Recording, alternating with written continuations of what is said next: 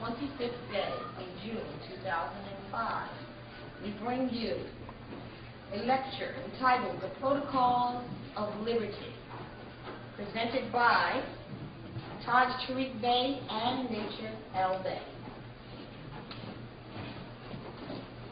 Islam. This is our part 2 of continuation of a lecture we did, Protocols of Liberty. This is Protocols of Liberty 2. And actually, there's nothing complete in any of the lectures because it's an ongoing study. And the other issue is it's sort of like a book that's unwritten because not only are you reviewing history and law, you're also making history and law. So you're actually living history and also the evolution of government here in North America, being an important component part. One of the issues that's very, very important for probably the natural people to understand about this thing is how this came about, what you're doing here, why are we even discussing this at all. And because, for the most part, the Moors in North America have been disconnected from history, disconnected from law and government, they don't necessarily recognize that certain things that they reject relative to misconcepts is equal to throwing the baby out with the bathwater. So one of the important concepts of interest for you to understand is your reconnection to this government, the legitimate government, as opposed to what you see and think is, quote-unquote, the government. And so for these things to be clarified to you, it's necessary for you to understand the protocols or how you are to act or proceed in your relationships with persons in government in order to preserve your rights. Rights that you have that you know of, and rights that you have that you may not have known of. So we're going to do a quick review of history, as history and law goes together, and I'm going to go from an old book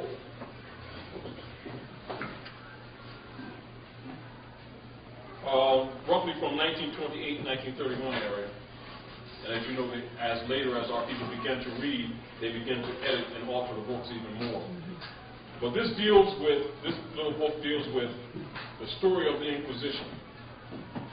Now first want to note that the Inquisition was initiated for one purpose, and that was to bring into check or to stagnate and to disrupt the Moors, or the Moorish Empire, which ruled the world, which is essentially the people now call themselves in North America Negro, Black, and Colored, who don't know that part of their history, which is maintained in secret societies called Masonry, Skull and Bones, Jesuits, Knights of Columbus, Ku Klux Klan, Knights Templars, etc., etc. The great secret is you, which is why they also wear your fez. So it's important to understand these symbols. Now I'm going to read one of the chapters, part of the chapter, the expulsion of the Moors. Following the expulsion of the Jews from Spain came the banishment of the Moors. The same remorseless bigotry, perfidy, and cruelty characterized the last as had characterized the first. The Moors had been in Spain since the 8th century. They had given that country its most brilliant period of mental and industrial development. They had not persecuted the Christians, but their power through internal dissensions and the ascendancy of the Orthodox party, thus checking intellectual growth, had been weakened, and their dominions gradually passed into the hands of the Christians. Their rule came to an end with the surrender of Granada in 1492. No faith was kept with the victims. Granada had surrendered under the solemn guarantee of the full enjoyment of civil and religious liberty. At the instigation of Cardinal Ximenes, that pledge was broken. The atrocious cruelty with which these poor people were treated after every solemn promise had been broken by the Catholic party is a grievous blot on the memory of Ferdinand and his successors. A pragmatico was issued at Seville, February 1502, setting forth the obligations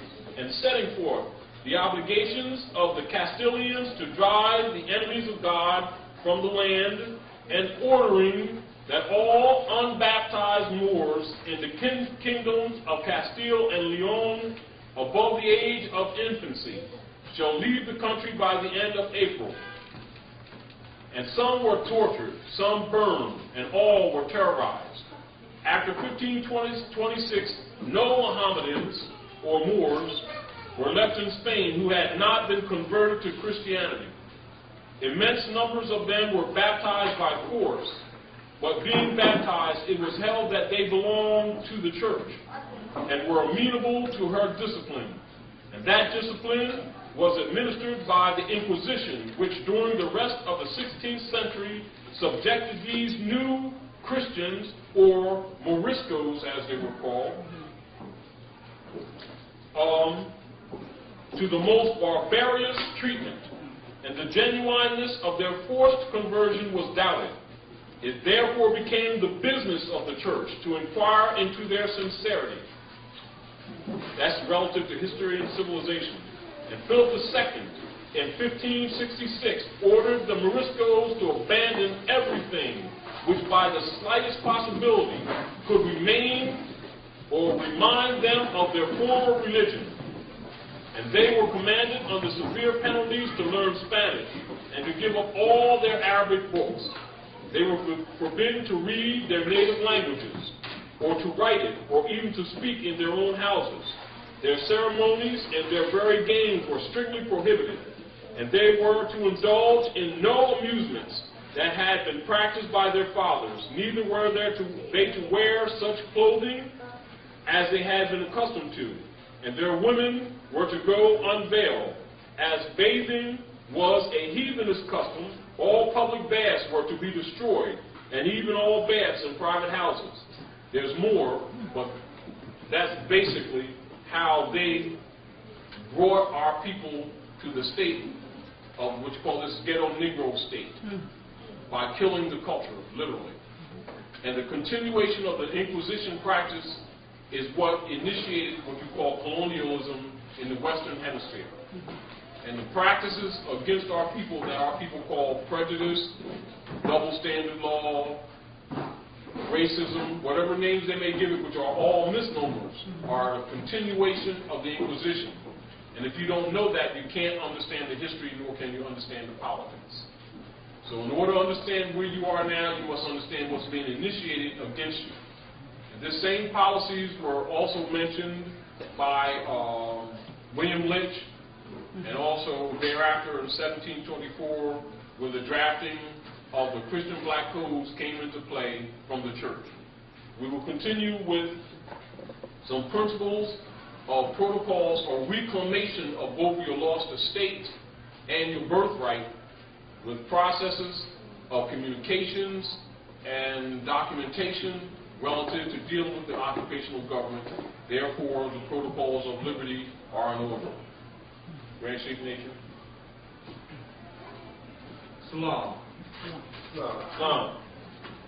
Out of the many lectures we have been doing, all in the nature of reclaiming or reclaiming our lost estate and our in full life status, this lecture is Protocols of Liberty Part 2. To get into the nature of Protocols of Liberty, we have to understand what is actually taking place. What is the application of what we are doing? What is this whole movement about? We was told that we was outside the constitutional fold of government. Understand what liberty is? I'm going to read the definition of liberty out of Black's Law Dictionary, 4th edition. Freedom, exemption from extraneous control. Freedom from all restraints, such as justly imposed by law. Ex parte, freedom from restraint under conditions essential to the equal enjoyment of the same right by others. Freedom regulated by law. And one thing we have to understand is you have different terminology and different concepts. When you hear the word by law, that's actually a legal definition. You have at law. At law and by law are two different things. We're going to get into the nature of what these mean, because They all have a classification of a status when you're dealing with the tribunal system. And all depending on what terminology you use classifies the venue or maybe even the status of one who's bringing the petition.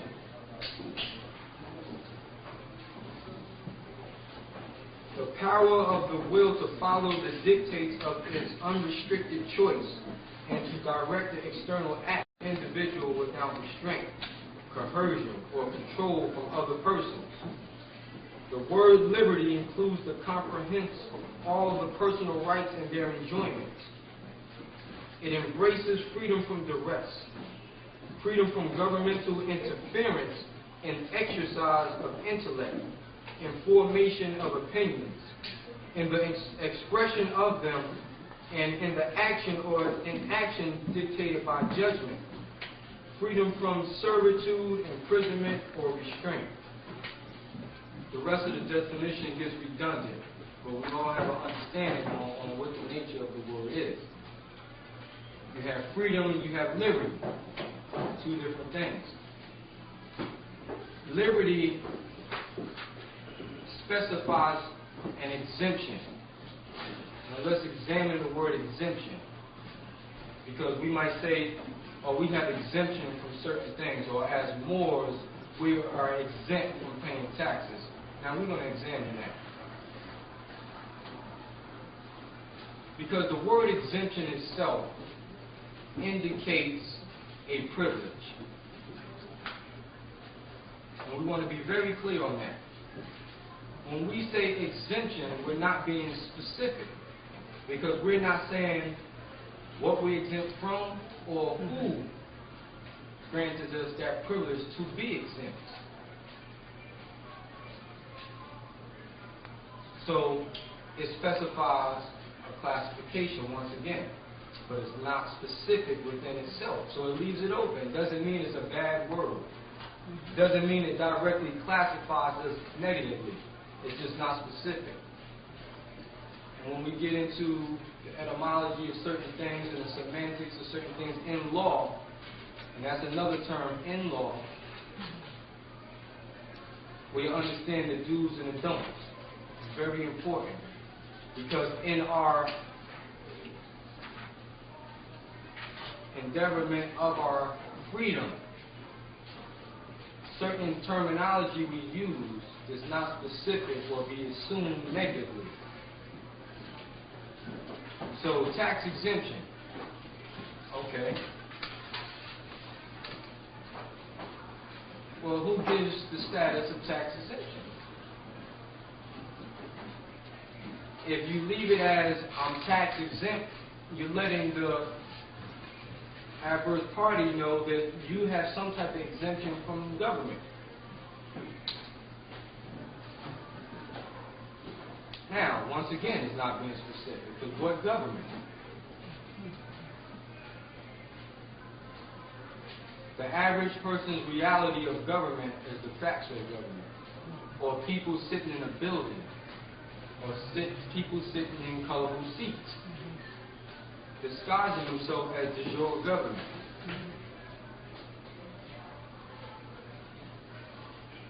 We're not really challenging the terminology of what we're using. And this is one thing necessary in the protocols of liberty.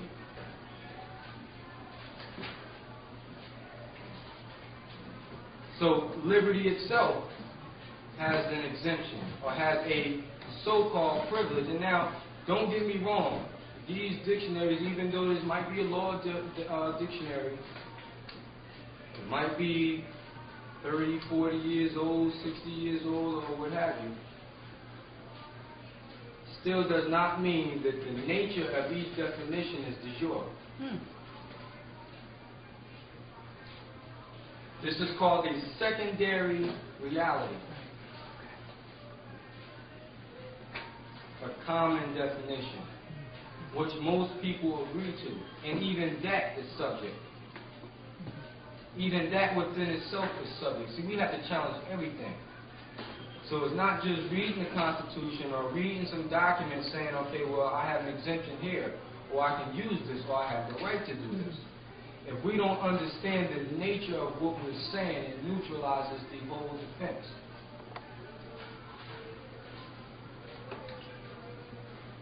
So when we say tax exempt, who are we saying exempts us from the tax? That's not specific, so you see automatically you left it open. Because if you let them tell it, the de facto is going to assume that they're giving you some exemption which gives them the jurisdiction to regulate it. Which, by agreement, we're giving them the governmental powers to now judge the tort of what we're claiming. Once again, we're right in the jurisdiction.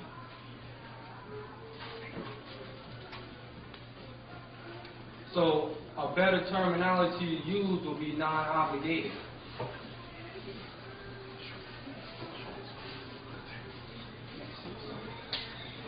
Never exemption unless it's qualified. But on face value, it's going to be assumed. So the better terminology is non-obligated. And then still within that, you have to understand why you're not obligated to certain things. Because no one is exempt from tax on this planet.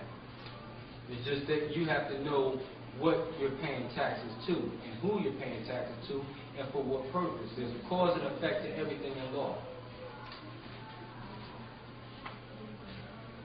You have a positive and a negative force in law. You have a cause and effect.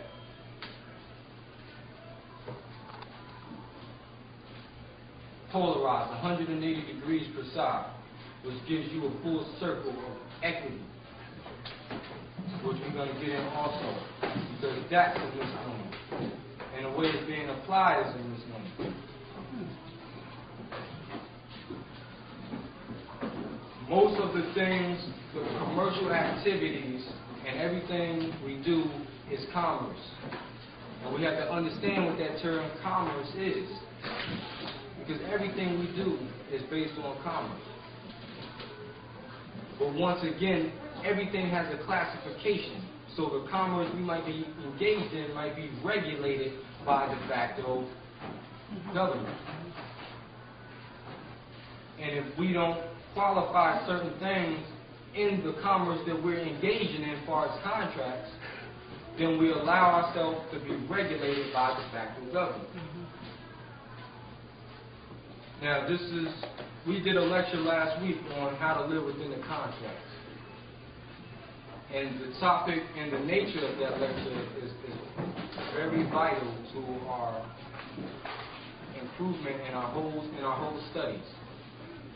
Understanding that everything is based on contract and everything is commerce.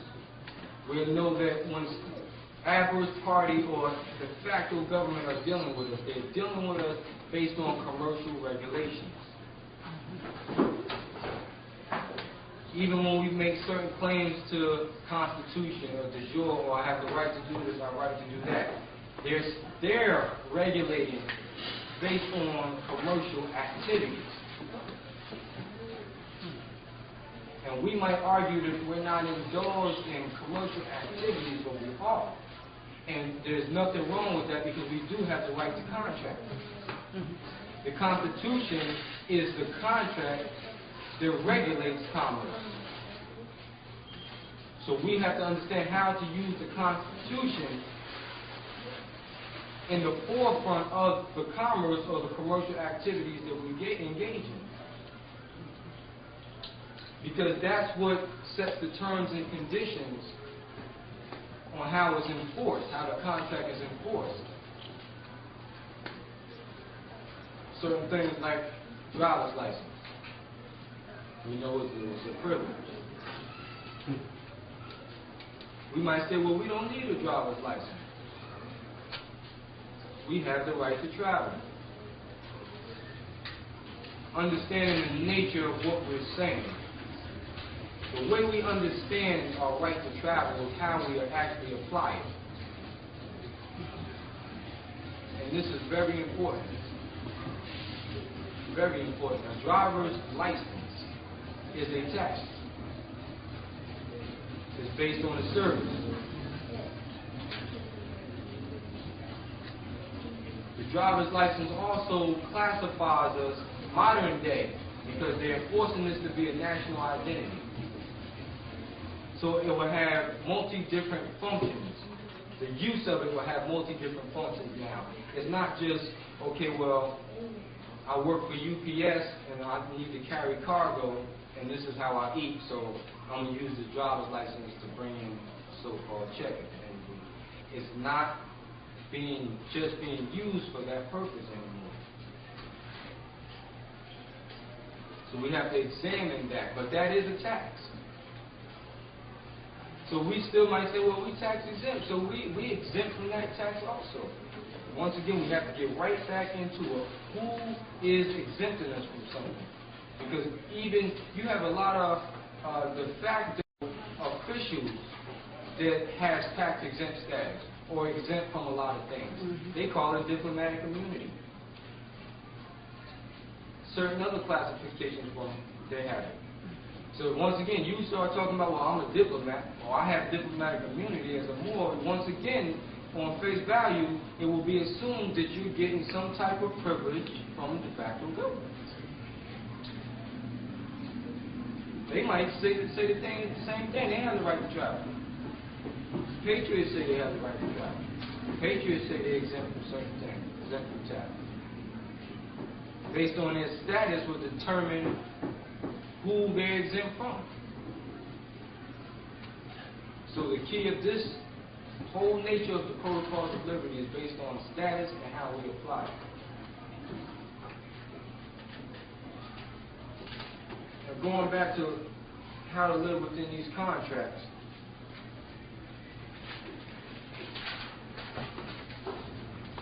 We know the most common ways that we say, well, I'm going to reserve my rights when I deal with the contracts using UCC Code 1-207, not to be compelled to perform in any contracts that I go into knowingly, willingly. Or we might use UCC 1-103 to try to keep it within the common law venue. It's absolutely necessary. But the polarity to those claims is knowing what our rights are that we're reserving. If we don't know the nature of our rights or where they come from, and if we're not exercising those same rights that we're claiming to reserve, it's automatically neutralized. And that's very important as well. Because a lot of claims that we make to reserving certain things, upon a challenge, we can't answer what they are. And we might not make those arguments in the right tribunals, which will automatically neutralize the whole argument.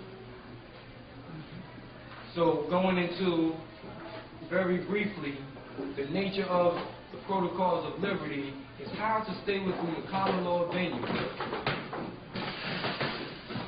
i.e. federal venue, federal courts, for argument purposes. Because when we start saying reserving our rights, one way we're going to have to do that is by counterclaiming.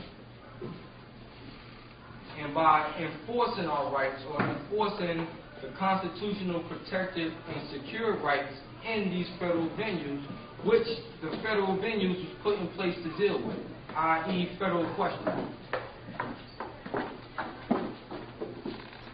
Meaning, federal question, any question or any argument, any controversy deriving from the Constitution or based on any treaties or any engagements, international engagements put in place according to the Congress of the United States, is a federal question. And those type of questions only can be dealt with in a federal venue. So any claim we make to reserving our rights or enforcing our rights for argument purposes is only done in a federal venue, nowhere else.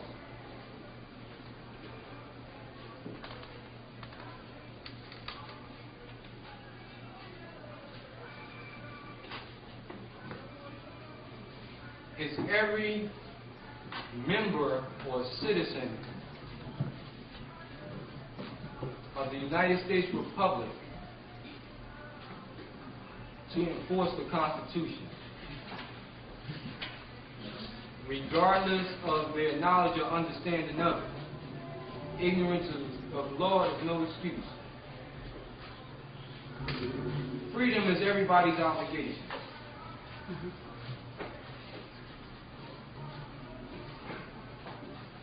The fact that, yes, due to the Inquisition and due to the times of slavery between 1779 and 1865, we have usurpation of governmental seats.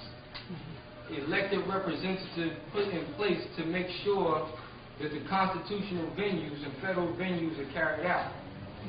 That has been usurped. We understand that.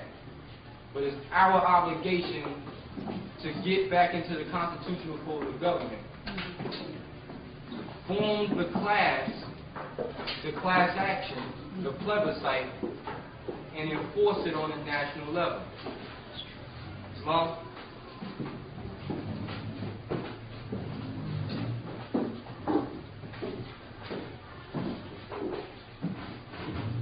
Islam, the definition for commerce? Yes. You want to read those home? Commerce. 1. An interchange of goods, wares, productions, or property of any kind between nations or individuals, either by barter or by purchase and sale, trade, traffic. Intercourse between individuals, mutual dealings, and social life. Sexual intercourse, which is rarely used, but it still comes under commerce. Interchange, reciprocal communications, as there is a vast commerce of ideas. Barter, business, communication, dealing, exchange, intercourse, trade, traffic, etc. All these are commerce. It must be understood that government is in place to secure your right to commerce. Government itself does not produce a product. What you have due to the Inquisition is being in control of government, which is what you call today, those who are seeking sovereign right, you call U.S. corporations or the U.S., as distinguished from the United States Republic, which would be in reference to the organic law. What you have is the U.S. democracy or corporations in corporate obligation or contracts with corrupt politicians who institutionalized slavery under what you know as the 14th and 15th Amendments, which are unconstitutional, but this is where they created the artificial or the legal fiction of natural person into a corporate entity, or what you know as the nom de guerre, in doing the commerce. Whereas they bring in the obligation of the persons to have licenses, etc., what they must have, designated as any action that you do or any movement or trade that you might make would come under the auspices of excise taxation, whereas it would be implied that you're dealing with goods of manufacture and sale, which would include yourself, which would include your actual labor itself, meaning that the natural person would be listed as a corporate person or a corporation would make you liable under the laws of commerce. So issues of protocols of liberties would begin with you being very clear and making a distinction between the natural person and the corporate person, which is how they would be dealing with you, and make no assumptions in between. If you make assumptions in between and miss a clarification of concepts when they're communicating with you, they will put you in a commercial venue, and when you do not object, they will proceed with you accordingly. And thereby, any contracts that you make with them or anything that you sign with them will be treated as a corporate operation. And everything that you do, including your labor, will be treated as capital gains. And again, remind you that the protocols of liberty would be such information, documentation, etc., that you would be using, or you may use or may construct in your operations or communications with the occupational government. beings that you yourself are actually the organic or the original government subverted. The persons who are in the seats are what you would call the occupational government. Distinguished U.S., when you say U.S., you're talking about the occupational government.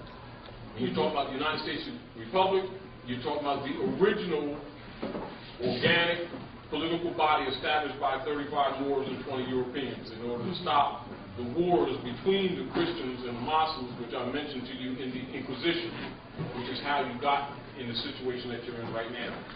So what you have is a battle of Inquisitionists being in control of the governments or the seats of government for the United States, operating as if they're legitimate.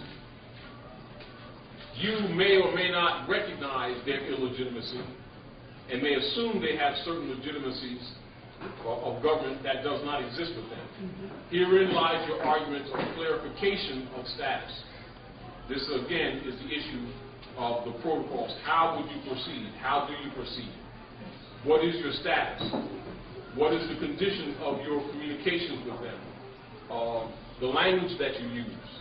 So it became very important for the colonists to systematically adjust or change the language so that certain words that have original meanings that are important to you reverse themselves or be altered due to your use of those words and assumptions of them meaning something that they really don't mean. So a lot of these corrections must be made conscious to you, and you must make the effort in your consciousness, pardon me, outside of these types of classes to study so that you can join with your fundamental menu of information and knowledge a more clearer concept of what you're dealing with so that anything that may be said at this time or in the future doesn't go over your head. It's really elementary. However, due to the fact that people have been dumbed down, we already know that certain concepts may not be immediately understood. But the concepts that are being presented to you are vitally important for the preservation of your rights. Again, it's further stated that the obligation, as Bishop Naker said earlier, the obligation of the people, i.e. yourself, to be involved in securing of your rights is a duty and an obligation, not an option of information that you may have heard slightly or may not have gotten. For the injuries that you receive every day by abusive government, by persons who may be in seats of government, that persons that may be in quasi-government or sub-government agencies that may abuse the people, come absolutely from Inquisition powers. And so you must understand that, so you can understand that when you're dealing with them, when they're acting toward what they're operating from, as opposed to what you may assume that they're operating from. They're operating from a consciousness that is not necessarily displayed in the public arena. So when you see the conflict of how political figures operate, as opposed to the oaths of office that they take to uphold the Constitution and the rights of the people, when you see them in conflict, understand that they are consciously operating from an Inquisition venue. Absolutely. So don't call it prejudice. Don't call it racism. They're operating from an Inquisition venue. Your duty now, in order to regain your lost estate, your rights, to secure them, is to come back into the construct or the constitutional fold of government. Outside of that, you can forget it. You're not going to be secured in your rights. So you must understand who is in operation here and why they're doing what they're doing. Not guessing, knowing why they're doing what they're doing.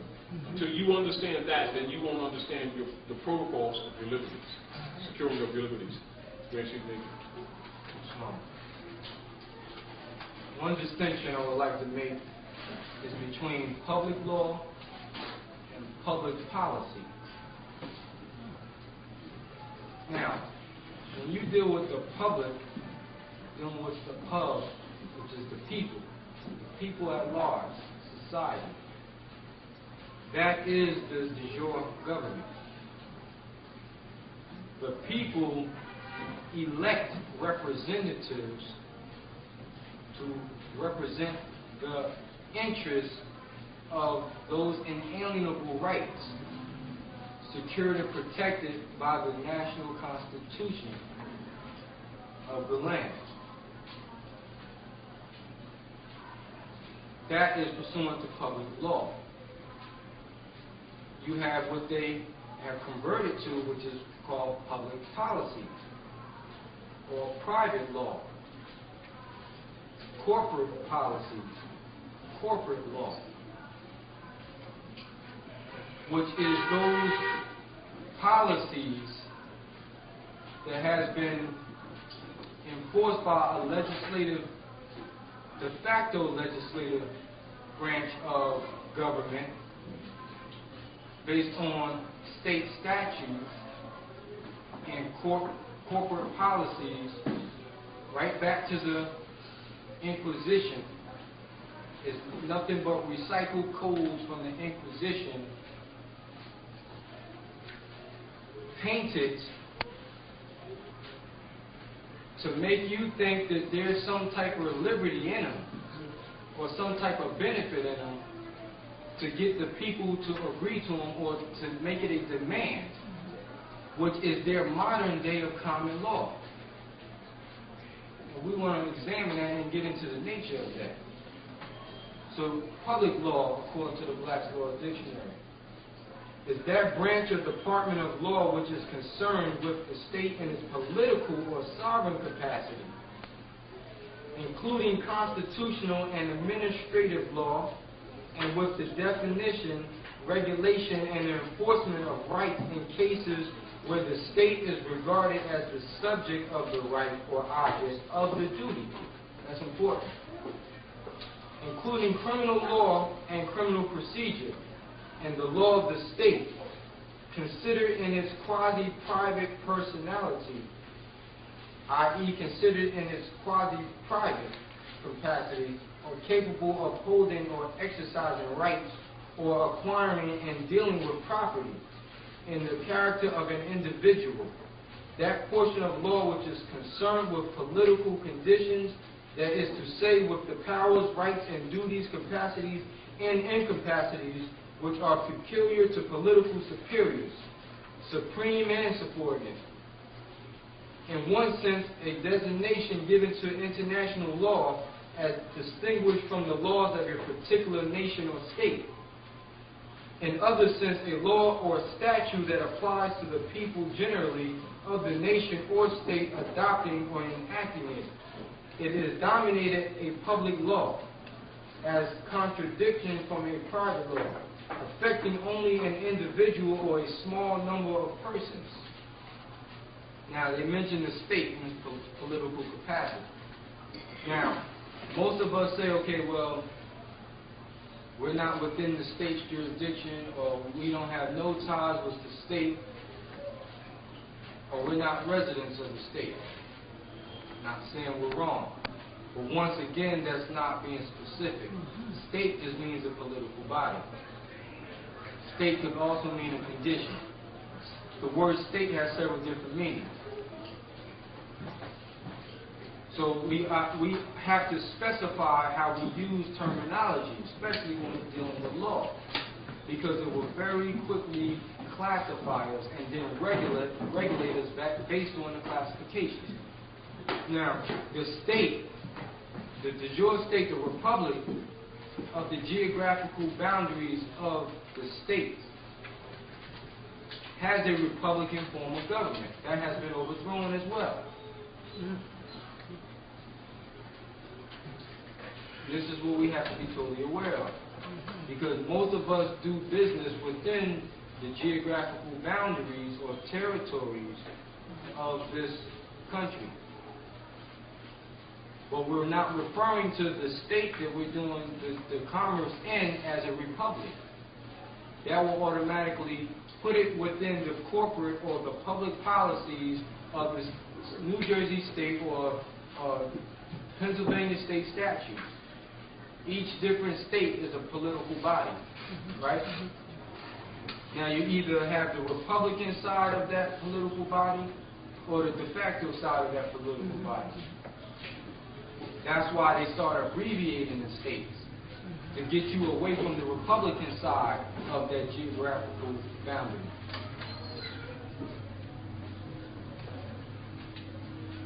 Which, as soon as they abbreviate it and you agree to the abbreviation and start saying NJ or PA, now that was created exclusively by Congress, which Congress has exclusive jurisdiction over whatever they create.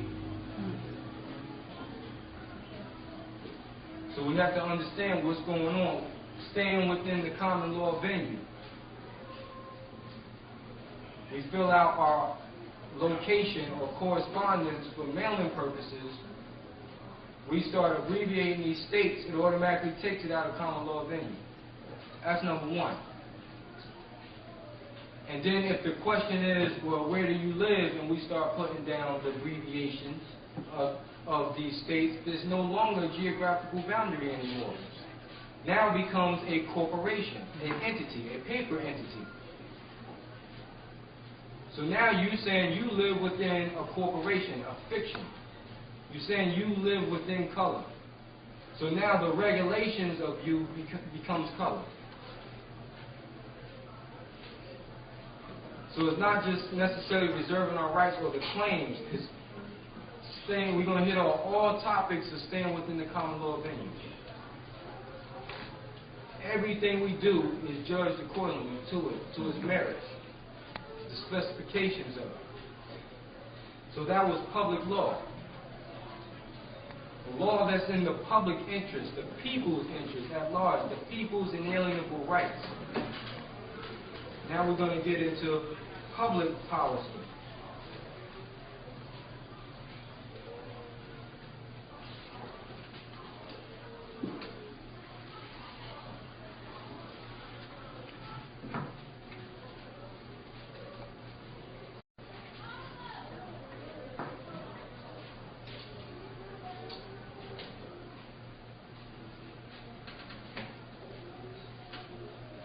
Not in the fourth, I think it's in the second. You know the seventh edition of it? No, I have a 7.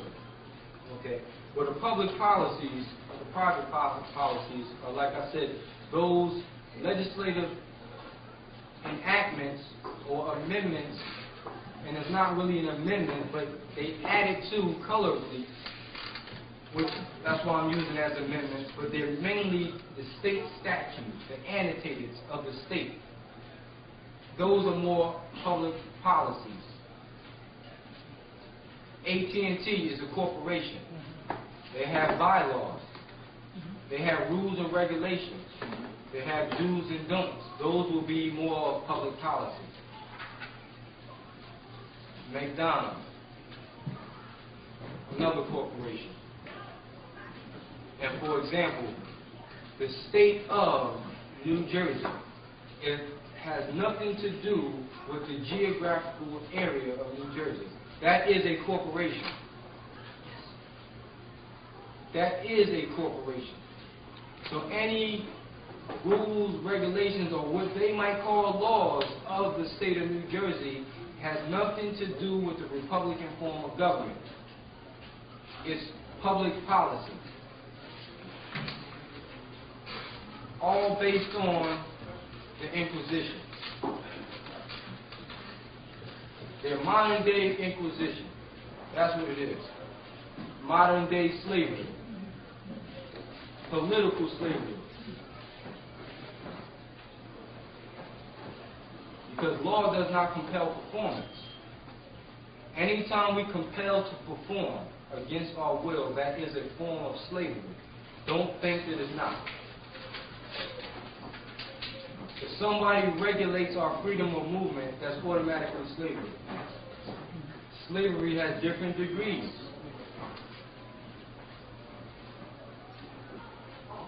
The fraud of granting somebody what they will call a privilege, which in nature is actually their right to do, is fraud, and that's a form of slavery. And it's in the nature of fraud by inducement. Because now they're inducing you to do a criminal act because it's against nature. So it's not just them doing something against nature anymore. Now they're inducing you to do something against nature. That's what neutralizes on their part, because now they say that involuntary servitude is prohibited. So they're saying they need your agreement, and they're saying with your agreement is now legal or lawful. which is fraud, because it's an unconscionable contract. Because consciously you would never have made that agreement if you knew that you had a right to do it in the first place and they had usurped that right. You wouldn't have done it. And that's what most of these so-called privileges is based on. It's based on fraud. The commerce alone is based on fraud. We have a right to feed our family. We have a right to go to work. That's commerce. We have more of a right to do that than anybody else. If we say this is our land. But the thing is fraud. Those contracts that we sign in and engaging in is fraud. And being it is fraud, and we might not understand it fraud, it creates a condition. It creates a condition. Now, we get caught in limbo because we really don't want to engage too much in it because we're trying to protect and secure our rights. But at the same time, we are forced, we're coerced to deal with it because we still have to make a living. Now, if we measure our judgments, if we reason with authority and do everything according to the Constitution, then we're not waiving the common law venue, and we have every right to take those measures to reserve our rights in those contracts and still engage in commerce. So, for example, if you use a driver's license, understand what it is and what is it used for. And also understand who can regulate it. If you're using a driver's license for what it is, the driver means one who indulges or engages in interstate commerce. That's what a driver means. Driver means that you're getting compensated, or so-called getting compensated, to direct a vehicle for pay. That's what a driver means. And the privilege, or the license is the privilege part of it, which means someone is giving you permission to make money steering a vehicle or automobile. That's the fraud behind the driver's license. It has nothing to do with traveling from point A to point B. And they cannot regulate one traveling from point A to point B. If one is not indulging in interstate commerce, their right to travel cannot be regulated by anyone.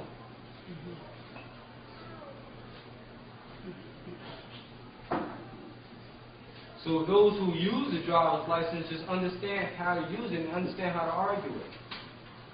So if you get pulled over and you go into the grocery store, there's no such thing as driver's license in that point because you're not driving. You're traveling. Where you're traveling to is nobody's business. But the fact that you're not traveling is their only subject matter.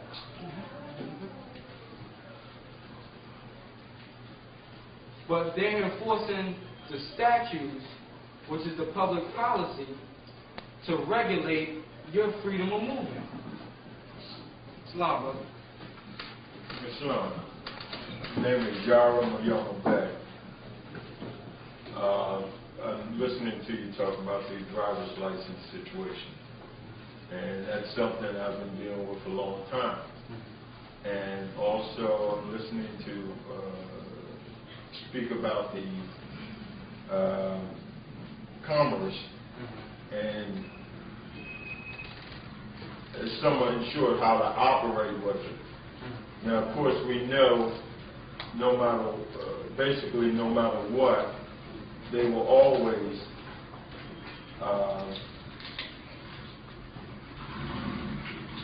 enforcing black codes. Yeah, in short, yeah, enforcing black codes. Now, I have been utilizing the commerce in short, and I guess I believe it's the straw man situation. And I guess a few months ago, the last time I was in court, it was 110 tickets.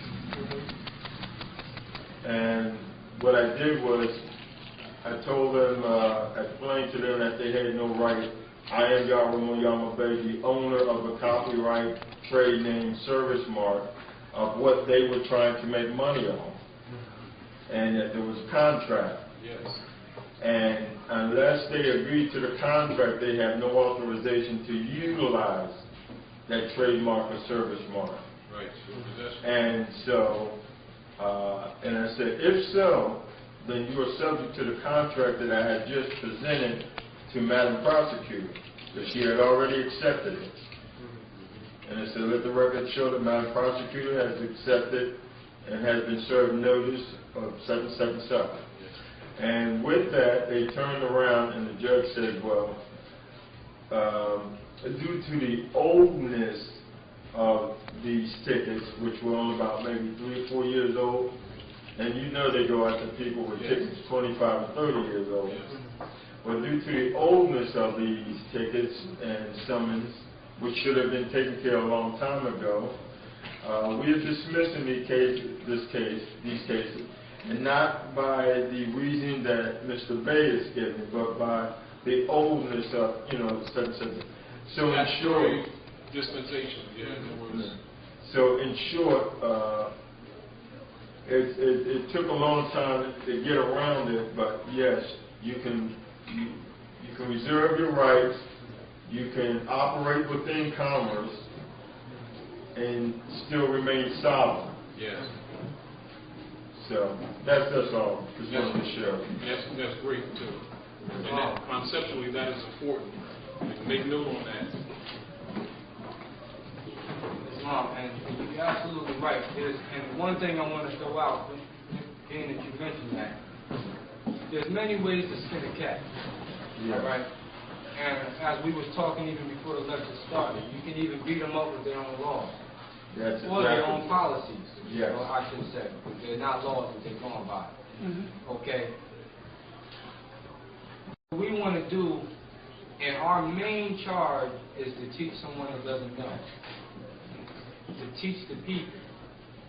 And just like he told you, that we're dismissing this not because of what Mr. Bey said, we're dismissing this because of the oldness of it. Now, that might satisfy the argument, okay? But what it does is, it does not set any precedent as far as the challenging of the jurisdiction of the court. Because that became a contract by him saying that we're dismissing it because of the oldness and not because of what you're saying. Our argument is you have no jurisdiction to proceed. This is an improper administration. Improper meaning is not constitutional. Regardless if you copyrighted that entity, that straw man, yes, regardless if you copyrighted it or not, those cases are fraud on its face. Yes, they are. Yes, they are. So the moral of the story in brief is, if there's other people in that courtroom that's not conscious of their birthright, of their nationality and birthright, they might sit there and don't know about this copyright claim you had, and they might pay the ticket after you. So theoretically, that keeps us as a nation stagnated, because the whole moral of this movement is for the upliftment, to teach one, to bring everybody up to a certain vibratory rate. So the usurpation and the color of law will be neutralized, and then it will be returned back to the hands of the sovereign by forming that plebiscite. But the only way that can be formed is the people have information, and the people are equipped on knowing how to fight those traffic tickets. Because the traffic tickets is the main deed that they're using for the debasement of the human mind. And it has nothing to do with color or nationality, because everyone is subject to it. And like we said, there is a lot of patriots, a lot of Europeans out here fighting de facto colorable public policies. And if they're fighting, it's definitely our obligation to fight it.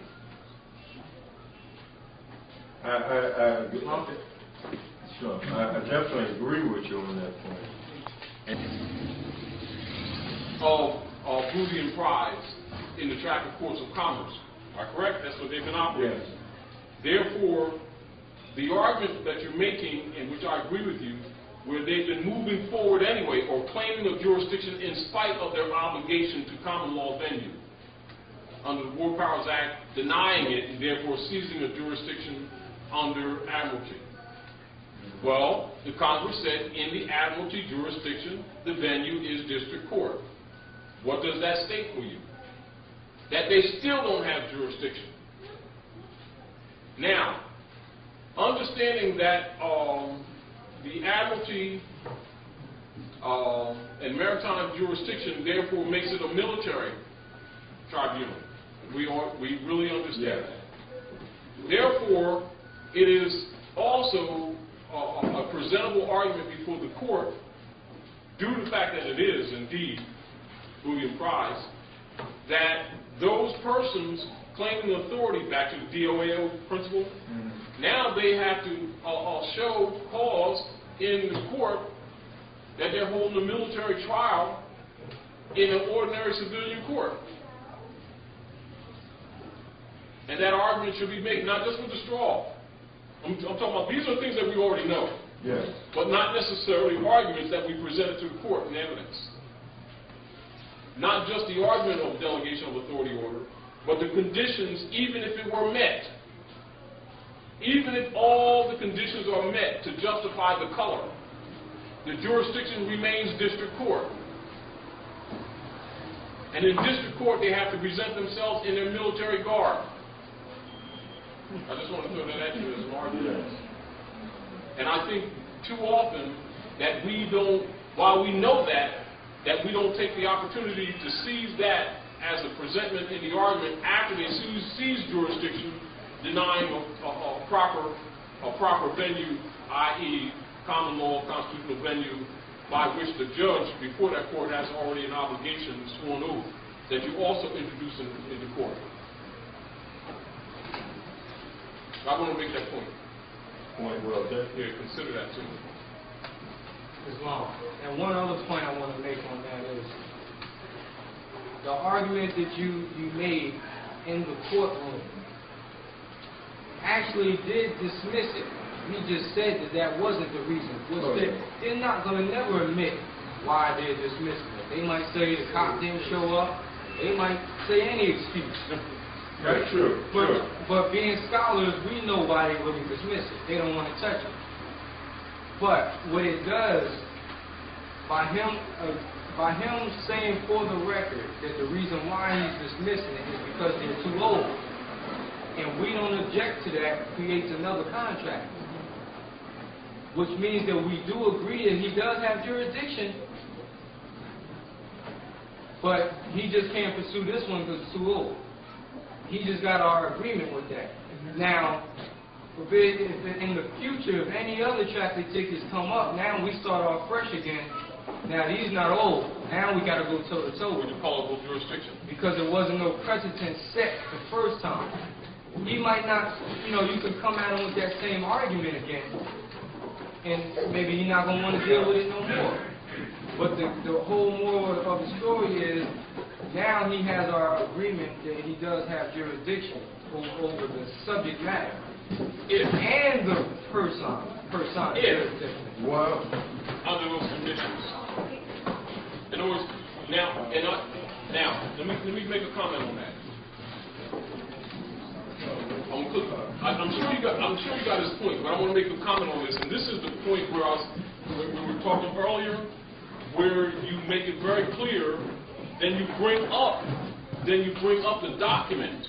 Bring up the document of the War Powers, where Congress established the jurisdiction of the booty and prize, which of course you know is what that court is seizing. The booty and prize bring up the distinction of the specificity of the establishment of the jurisdiction being solely District Court of the United States. Yes. So, and whereas the judge had claimed that it is due to the age, in other words, he didn't really say, he's implying a statutory principle of that it passed some statutory code for enforcement, etc.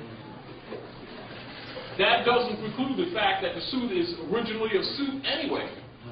That a summons and the tickets is a suit. Exactly. And then while they issued those suits, that they did not advise you on any grand jury indictment, etc.,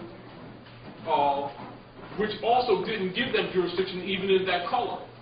Because since the Commerce Court of Trafficking in Commerce, which is what that is, yeah. and the summons to that is a breach of contract in commerce.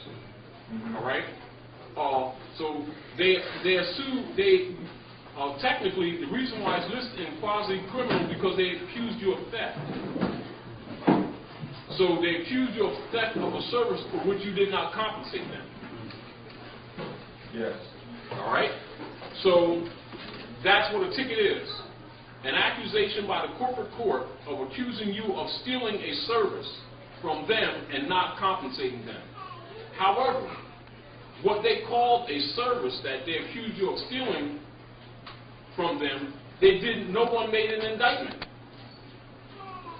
Therefore, the claim before the court is invalid on its face. Because there was no official accusation or proof of substance or a thing stolen. So being what they call the traveling is technically, in its principle, an abstract. The doing is a thing, but the principle is an abstract.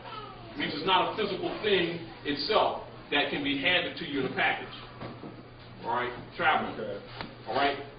Due to the fact that the right of travel pre-exists with the person as a natural and divine right, having nothing to do with government whatsoever, which was already adjudicated by the Supreme Court on a multiplicity of times as being a right that it cannot be interfered with by states, city, police officers, etc.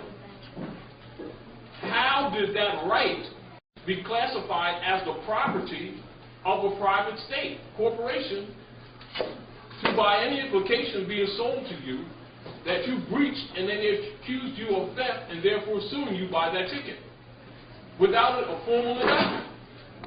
Because the Commerce Court is a court of commerce and trade, which is why it's called traffic court.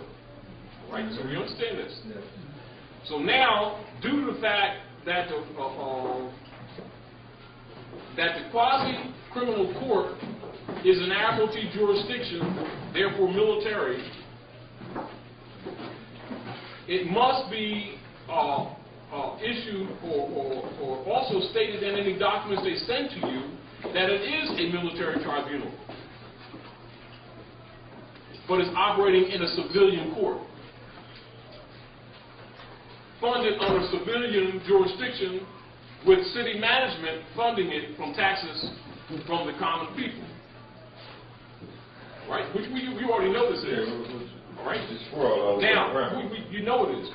I'm looking at what is the obligation of the citizen before the court relative to the delegation of authority order that you demand of that person that's issuing that tribunal that suit against you, i.e. the prosecutor, and then usually the judge acting also as a prosecutor in violation of due process. We already know that. But we also know that because it's a military jurisdiction with admiralty law dealing with booty and prize, that the defendant before the court, by their rule under the color, has no judicial standout. Yes. And therefore, any obligation on the part of the court to recognize constitutional due process is voided necessarily by the judge simply stating so, meaning that don't bring that constitution into this court. All right, fine. However, you do already have in your possession a copy of the oath and obligation that judges take to uphold the Constitution. Am I correct? Correct. And you know that the jurisdiction between civilian and military are separated by by powers or separation of powers in government. Am I correct? Yes. Executive and judiciary, etc. Yes. Right? All right. Therefore, what you would ask the judge is this. I have in my possession this document where in the law of admiralty of booty and prize, which is my property that you said that I violated a service that you were selling or that belonged to you originally, and that you're claiming that I have an obligation to compensate you for as the holder in due course relative to this issue. And even though you present before this court an issue or an argument with this non-begeer, or the straw man, this Negro, black, and colored straw man, etc., whatever you want, whatever the straw man may be, you can qualify it for the record. Well, the Congress of the United States that caused this war power authority to exist by which you're claiming of bringing this admiralty law on the land states that the jurisdiction for such a dispensation on the booty and prize is district court. Is this a district court? There it is for the record. Congress of the United States states that the jurisdiction for the booty and prize, upon which they deal in these statutes, is district court. Now, is the traffic municipal court district court? I'm asking. Oh, no, it's not. See what you can ask the judge? Exactly. I mean, you already know this, but I'm just saying, look at the battle or the grounds that very often people have that they don't run to. Right. That even in the colorable jurisdiction that they're operating in, they're still in the corner. But what happens is, though it is a known factor, people are arguing the common law venue, which is proper because that's where their obligation is. Yes. However, even if you weren't making the argument of the common law venue, which is absolutely correct and proper, that in their colorable venue, they're still locked into the original jurisdiction in booty and prize, remaining with district court alone. Which means you can't even agree, and they can't take, even under color of law, the jurisdiction that remains with district court, even under the issue of no judicio standi. And so, inclusive of the argument being made with the man of straw, contractually wise, with the copyright, etc., Right. that superseding that they have no jurisdiction in personal matter, still, even if out of ignorance you agree to it, if you didn't even know anything about birthright, if you didn't know anything about color of law, that they still don't have the jurisdiction even under statutory codes, but the statutory codes of the admiralty and booty still states jurisdiction, district court, United States. I just wanted to hit you with that. Keep that in mind. And also, in your future cases, make up affidavits applying that. Go into the War Powers Act and deal with the code of the issue of jurisdiction by the Congress dealing with booty and prize. Most definitely. Another thing you want to keep in mind is, like I was saying, their administration is improper, which is that's a lawful term. It's called improper administration. Now, I'm going to read it. Not suitable. That's the first definition it gives. Not suitable. Now, we know that traffic are suits. Traffic tickets are suits. That means they're suing you. That's one of the reasons why it's improper. They said it's not suitable. Unfit. Not suited to the character. That's the main key. Because anytime a Moorish American enters those courts, the first argument should be diversity. And that was in the nature of what Sheikh Todd is speaking about. It's automatically diversity of jurisdiction and diversity of citizenship. meaning that those tribunals, due to the Inquisition, have been colorably enforcing unconstitutional laws and trying to get your agreement under fraud, making you think that it's a breach of contract. That's why they're bringing you there. In your reality, you're thinking that you've done something wrong, that you need to pay according to their corporate policy. It's fraud, because they never had any right to turn your exercising your right into a crime. And by them doing it under color, and even like you said, even if they might have got your consent, being that it was done unconsciously under color, it's automatically null and void, which means that they don't have jurisdiction. So based on diversity, under Title 28, 1332A of the Federal Civil Rule Procedure, that clearly explains that the federal venue is the proper jurisdiction of that situation, based on the character, the status, and based on diversity of jurisdiction of the venue. So it's different ways why they don't have jurisdiction, but those tribunals are not suitable courts. Even Supreme Court and the federal venue, the federal courts, the district courts of the United States have exclusive jurisdiction in all civil matters, as well as criminal. So even if they're bringing suit or claiming to bring suit, it clearly states that federal court is the only jurisdiction where a suit can take place. And they're never going to tell you that it's a civil procedure, because it's not. And if they do tell you it's criminal, then where's the indictment at? So that's another reason why it can't be, a suit can't be brought in that court. Exactly. Because you don't have an indictment, and it's not civil. Okay. District courts of the United States, each having territorial jurisdiction over a district, which may include a whole state or only part of it. Each of these courts is presided over by one judge who must reside within the jurisdiction.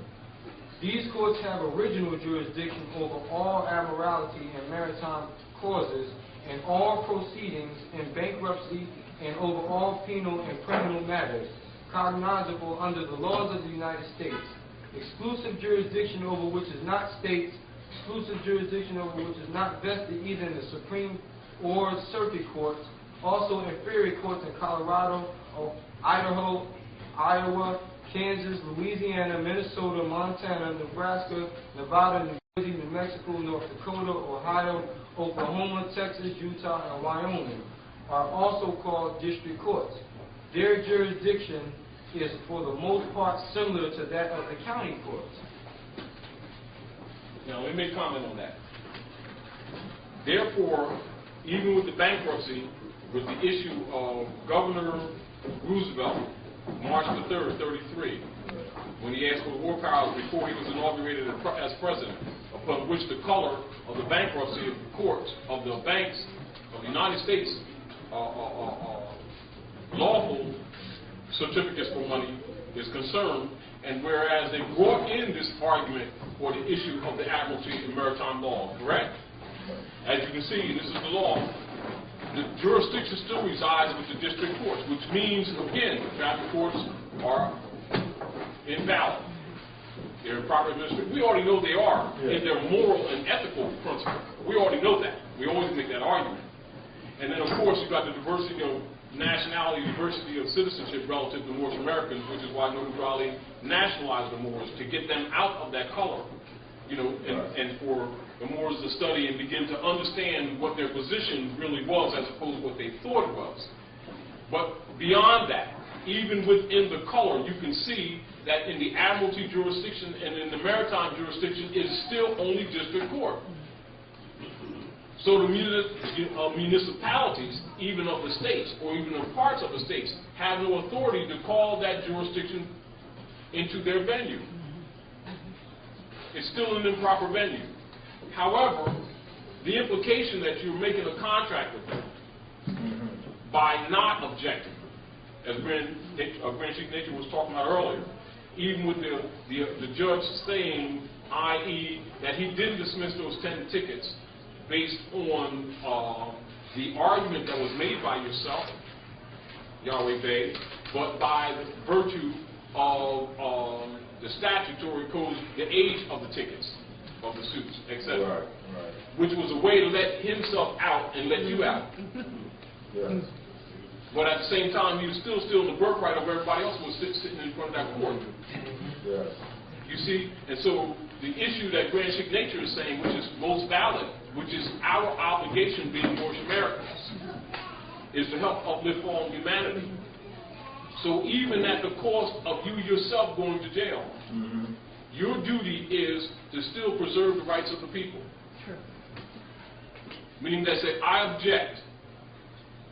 The issue is not the age of those suits. For you know those suits were not prosecutable anyway, because the jurisdiction is invalid, and here's the evidence that even under the admiralty law, the jurisdiction is still district court. I state for the record, and I present this question to the court, is this a district court?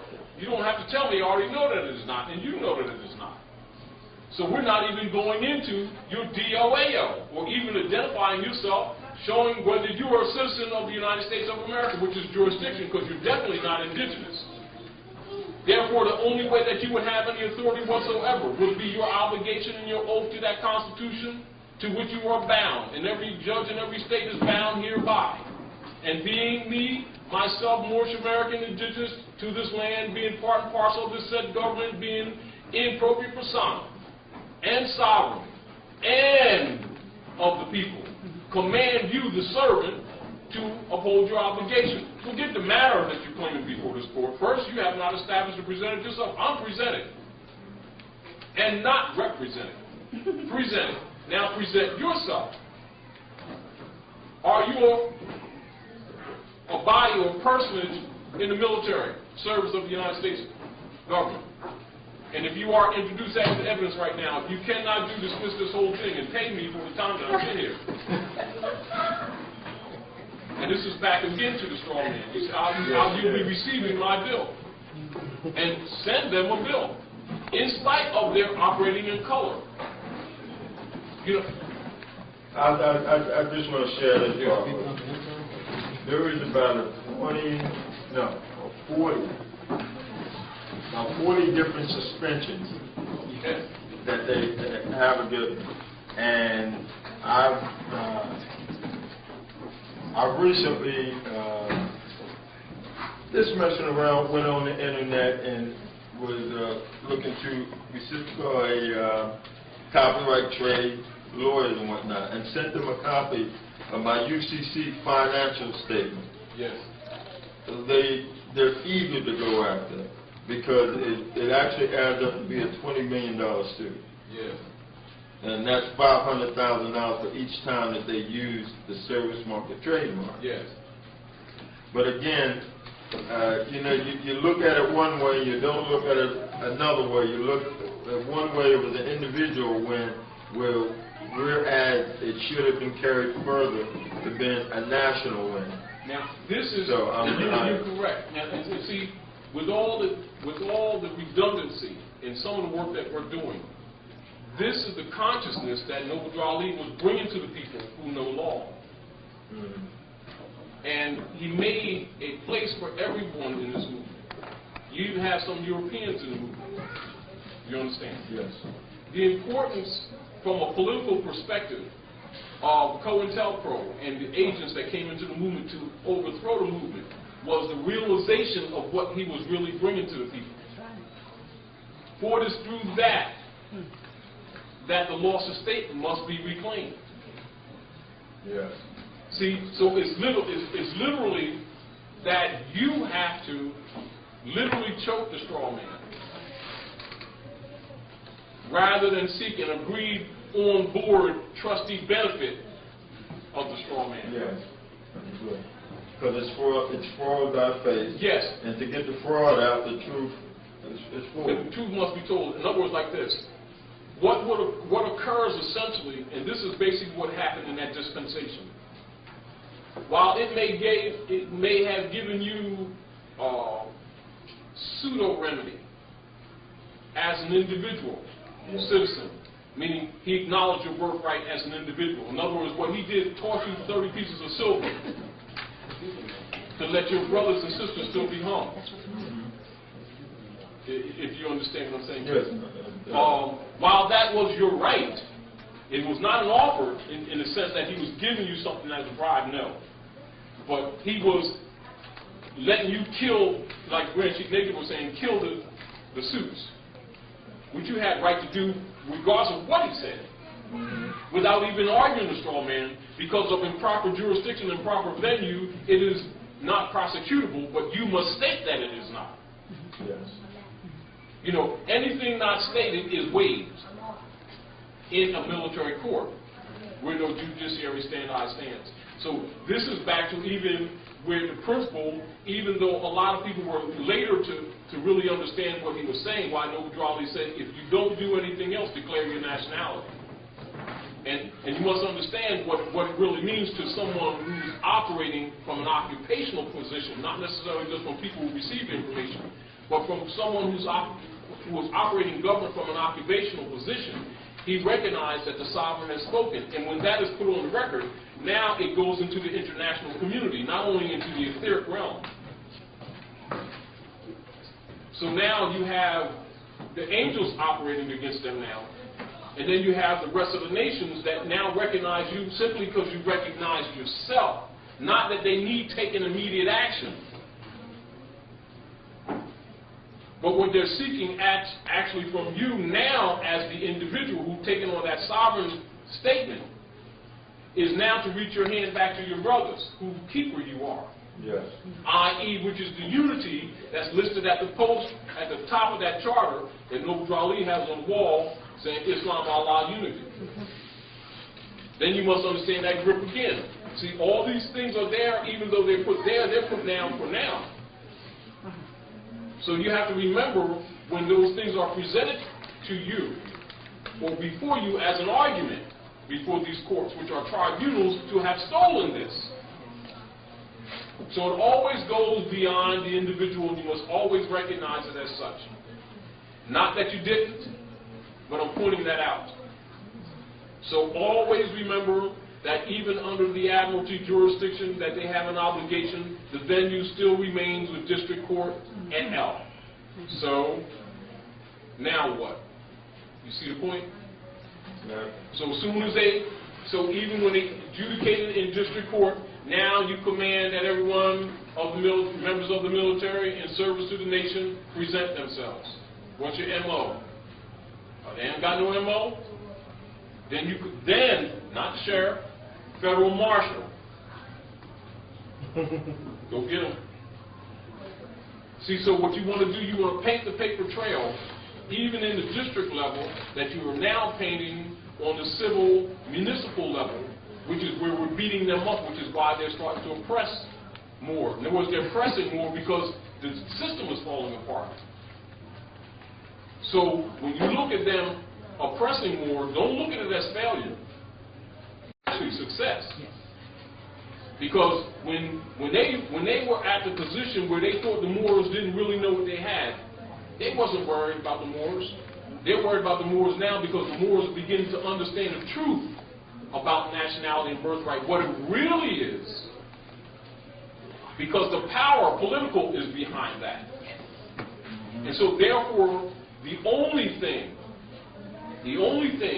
that has the U.S., i.e. the demos, the demons in power, now, is their military machine, which is why the military courts. Now, the only thing that maintains power for and because is because the Asiatics keep on fighting wars for them. They can't win the wars by themselves. Therefore, it is in your best interest. And remember, the crusade, what is the crusade pledge? The crusade pledge against the Moors is this: to suck the essence of the docile nation until they're weak enough that the elite nation, which the Christians have demanded themselves and claim themselves to be, will devour its parent, which is written also in the military documents, Executive Order 11490 of King Alfred claim. Knowing that that's a predetermined agenda, understand why the auto de fe, which is the act of faith of the Christians, to conquer the world. And you must understand it has nothing to do with the Nazarene or any spiritual, religious ascension or teaching. It has everything to do with Roman power on the planet, i.e. the Roman nations collectively. So when the people out here say Christian, they think in religion, dealing with worship, etc. When the Europeans say Christian, they're talking about Roman powers. You understand?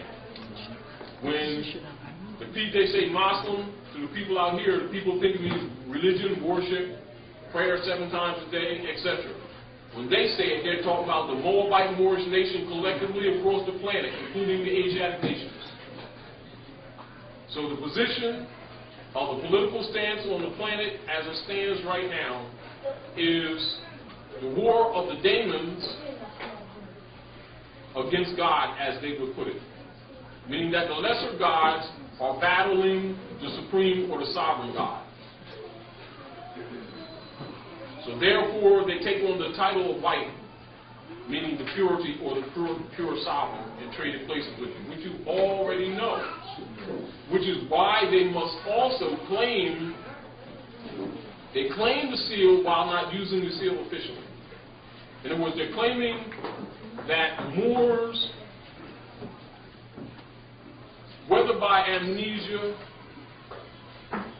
whether by neglect, negligence, whether by self-betrayal, are denying their Great Seal government, and therefore the colony states have a right to incorporate and claim it, thus claim the empire.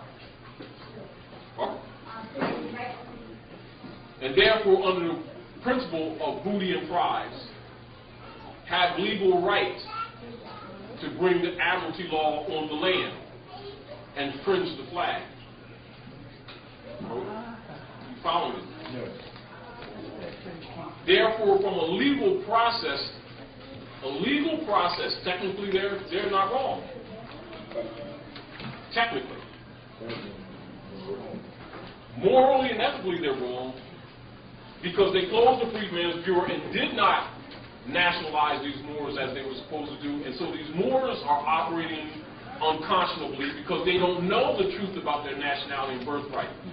But the admiralty jurisdiction is implying the claim that since Nobrali was on the scene and had already organized, quote unquote, the American states and had met in Cuba and in Panama, etc., that these Moors don't want it.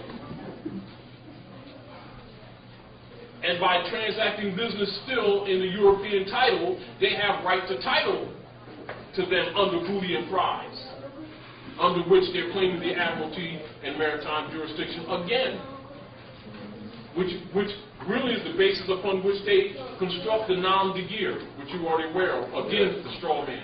So the straw man is actually a multiplicity of straw claims, not just a single claim of a nom de guerre, but a multiplicity of claims.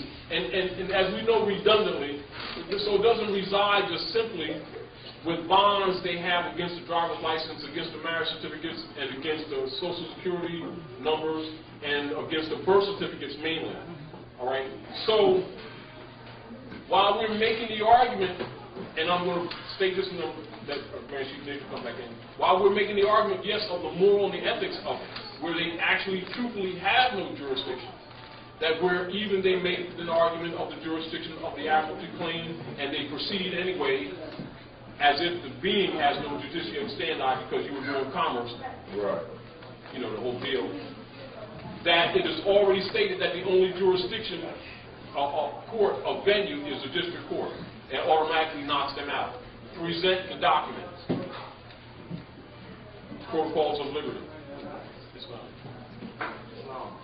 Now, one question, and this situation is good that you brought that up, and being that they dismissed it, I want everybody to understand why they dismissed it. And I'm sure, those of us that just came in, we're just going to give them a little brief on what happened. But you can make like I said, there's many ways to skin a cat. That court, that judge or commissioner, magistrate, because he's not a judge. If it's not federal court, then he's not a judge. True. Number one, right? But he knows he don't have jurisdiction. Number one.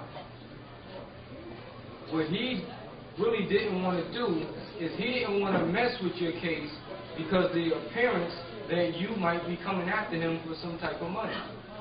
Yes. Exactly. That's the reason why he didn't want to deal with it, but it's not because he feared his post being took. And that's important.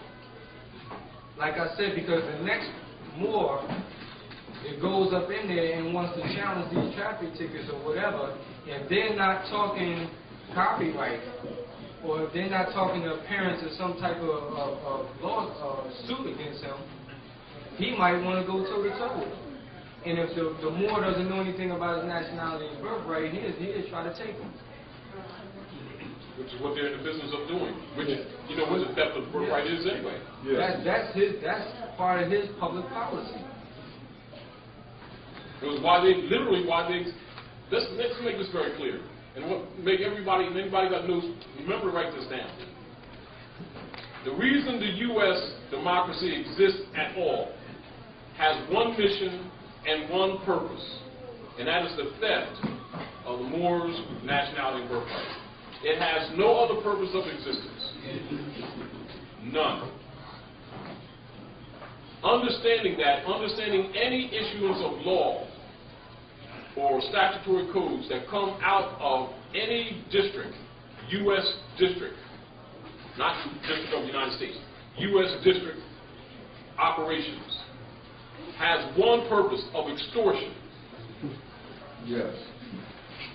They don't make any laws that deal with anything for protections of the people. It has only one mission, that's to extort from the people. Now, we're not arguing the morality of it or the ethics of it, but for you to be aware of that, conscionable whenever they're communicating with you, that's their mission from day one. So never operate with them outside of that frame of reference. What happens is that we have a tendency to do that sometimes. And so you've got to remove from your language that loose statement, the government. It cannot be a part of your language. Because you're not dealing with the government unless you're dealing with yourself. Do you understand? Yes. And your body politic in any collective manner. But for those persons who are operating in the seats of your government at this time, keep in mind that they systematically and by design and by purpose overthrew the Republican form of government. Let me read a few excerpts from a book that we found, History of American History, and we were going over this earlier, and this is in that little booklet. For some of you had the book that we gave you, a tribute to the true inventors of American culture. I know many of you are familiar with this. We passed this out for this last 6 months. But in the beginning of it, we have some excerpts from a book that we got at the thrift store. And this is dealing with history of the United States. And I want you to take note of some of these statements, but you must be cognizant of what you're reading. Now, the Constitution for the North American United States Republic guarantees a Republican form of government, not a democratic form of government. And you can also note in the Pledge of Allegiance. Now, the alleged democracy propagation statements and activities, made by deviant politicians are evidence of the deceptive and culpable political position made against the rightful and de jure Republican form of government. But I'm qualifying that to make note on these book notes. Now, the following are excerpts from the book, A History of the United States by Harry Williams. He's of Louisiana State University. Richard N. Curry, that's the University of Wisconsin, and Frank Friedel of Harvard University, and it's the second edition printed in 1965. Now, these quotes, page 23, 25, 7, 24, 28, 12, 6, 16, and 444, 45.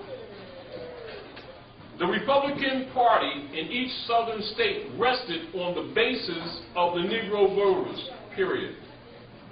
Absorb this. You know that we are not Negroes, but you know this is what they designated the Moors into the corporate status, stealing the birthright. Pay attention to the connection to government. The Republican Party in each southern state rested on the basis of the Negro. That's page 23. Page 25. Republican power in the South depended on three supports. 1, the Negro vote. 2, the Republican control of the national government, and particularly of the presidency, and the presence of federal troops in the South. This is page 25. Page 7. Reconstruction was the transforming changes that occurred in the entire nation between 1865 and 1877, the year when Southern whites overthrew the last Republican state governments in their section and ended political reconstruction. Page 7. Page 24.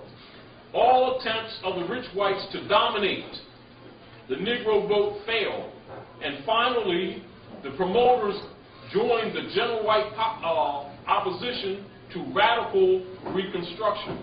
Page 24. Page 28. By one method or another, legal or illegal, back to the color, every white man was to be forced to join the Democratic Party or leave the community. By similar methods, every Negro male was to be excluded from political action. And in few states, he was permitted to vote, only if he voted Democratic. Page 28. That's how the tradition of our people became connected to the Democratic Party. Lincoln's proclamation asked the South to recognize the reality that slavery was dead, but it did not require that a state formally abolish slavery as an institution. Page 12. Page 6. The Christian black codes were the South's solution for the problem of the Negro laborer and its substitute for slavery as a white supremacy device. So the black codes were instituted into states as a substitute for openly practiced slavery. Are we following? Some states passed their laws for the specific purpose of forcing the Negroes back to the plantations and farms.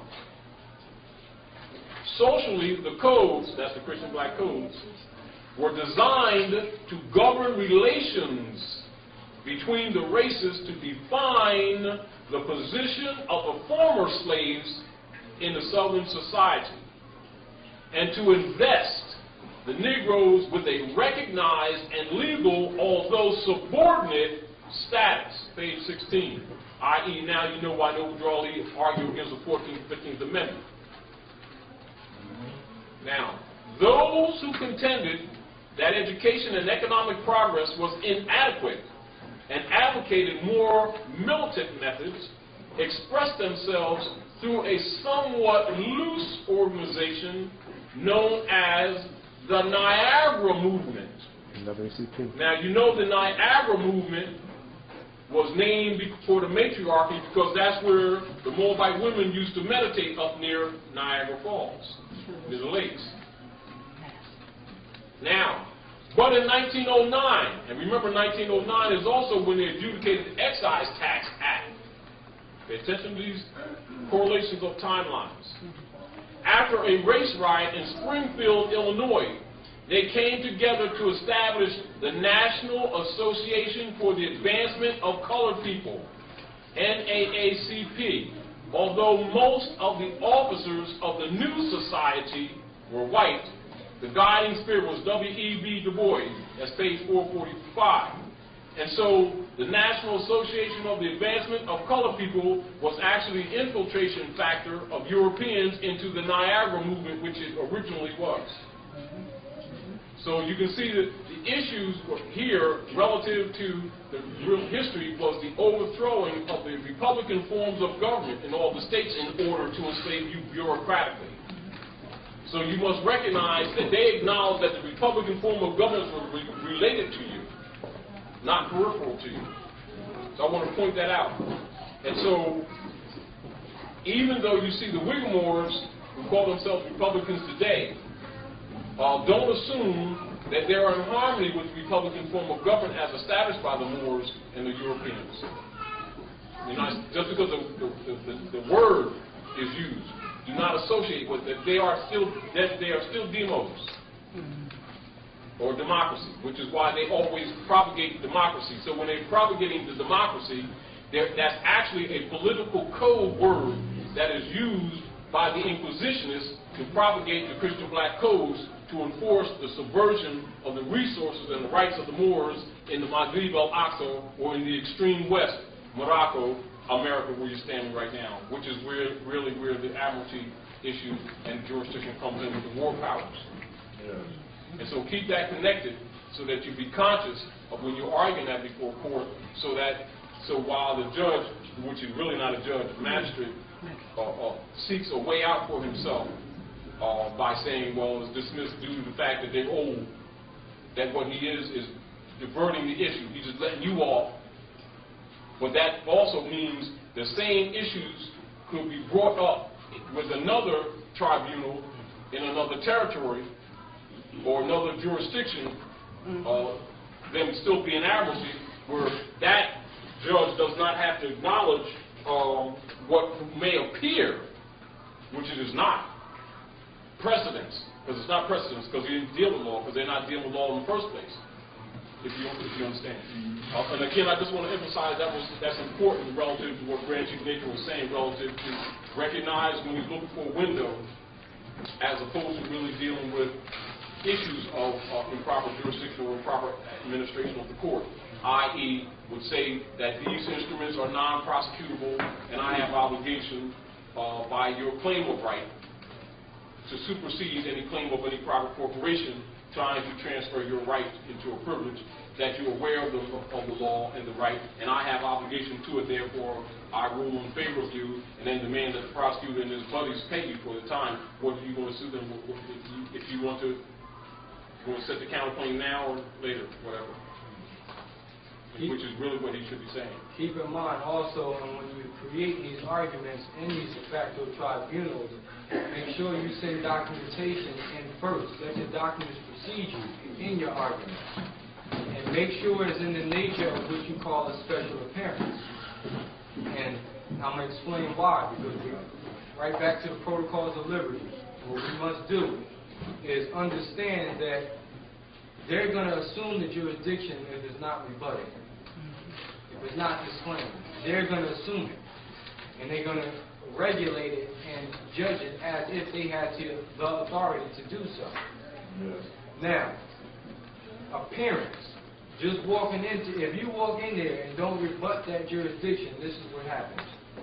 The word appearance means coming into a court as a party to a suit, whether as plaintiff or defendant. The formal proceeding by which a defendant submits himself to the jurisdiction of the court. Flint versus Conley. The voluntarily submission to a court's jurisdiction. Appearance, the word appearance itself, is the act of appearing, coming or being in sight, becoming visible or clear to the apprehension of the mind, of being known as subject of our observation. I'm going to repeat that. Of being known as subject of observation or comprehension, or as a thing proved or being obvious or manifest. So when we appear into the de facto, colorable, improper administration, they are automatically in the assumption that we are already within his jurisdiction. That's why if you look on them green sheets, I don't know, different states, the colors might vary, or their summons, I'll call it. If you look on the summons, it always reads, Appear. within the jurisdiction of this court, and then they put a statute or a reference to the law that they're saying you breached. But they're automatically assuming the jurisdiction. That's why they say within the jurisdiction of this court. Number one, if you just walk in, number one, send that back. I don't care if they give it to you by mail or they hand it to you or throw it in your automobile. You refuse it for cause, UCC 3-501, and you send that back to them. Because that's a contract.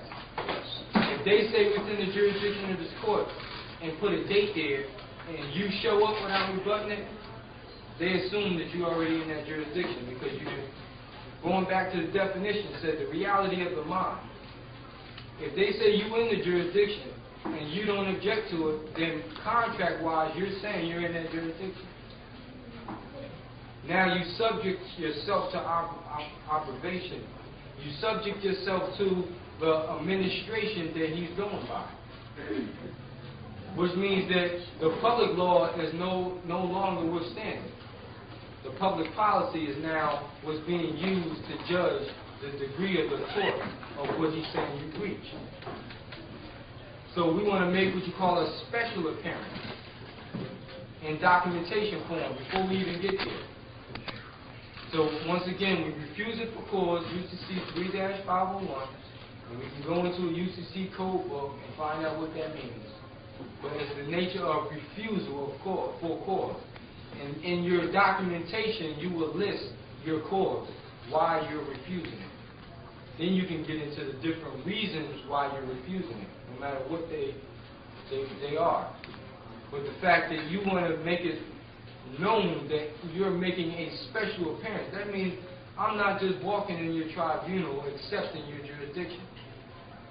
Special appearance means that I'm only appearing in your jurisdiction out of threat, duress, and coercion, and I'm only showing up to challenge your jurisdiction.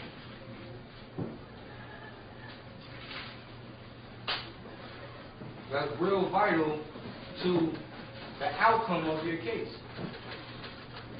And for the record, when you get there, you want to say for the record, and you want to make it clear to the court that you're making a special appearance in propria persona sui juris. Meaning I am in my proper person, and I have no outstanding contracts at this time, and especially not with you. And for the court to have persona jurisdiction over this matter, they have to produce a claim. They have to produce some type of contract where I agreed to come here, where I agreed to waive my legal rights.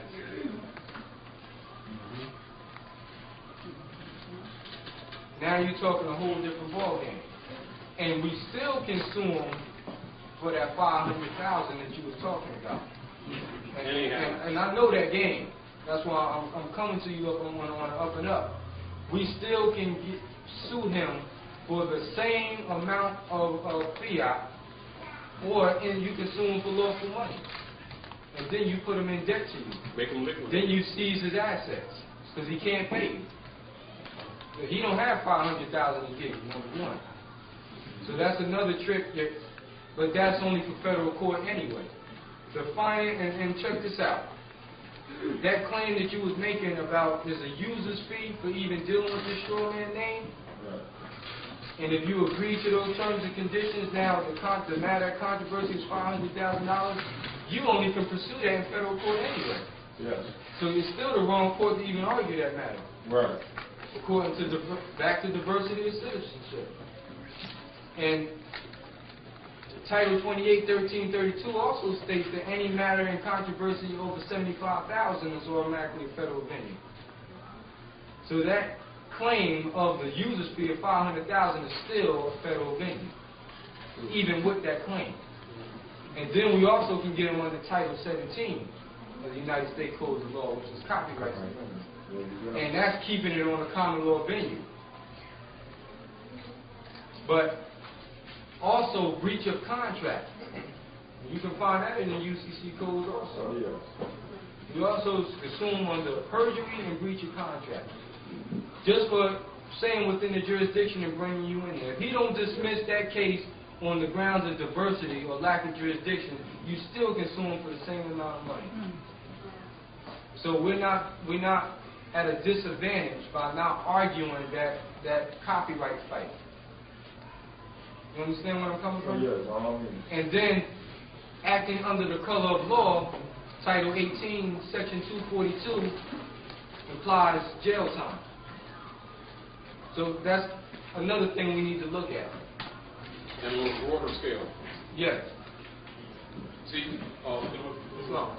this thing, to look at this and to really understand it, the simplicity of it, actually, the nationality and the birthright issue, when it's brought before court, it is so devastating to colorful government that some of the things that they do relative to ignoring it or trying to ignore it is because it literally pulls the pole from under the tent.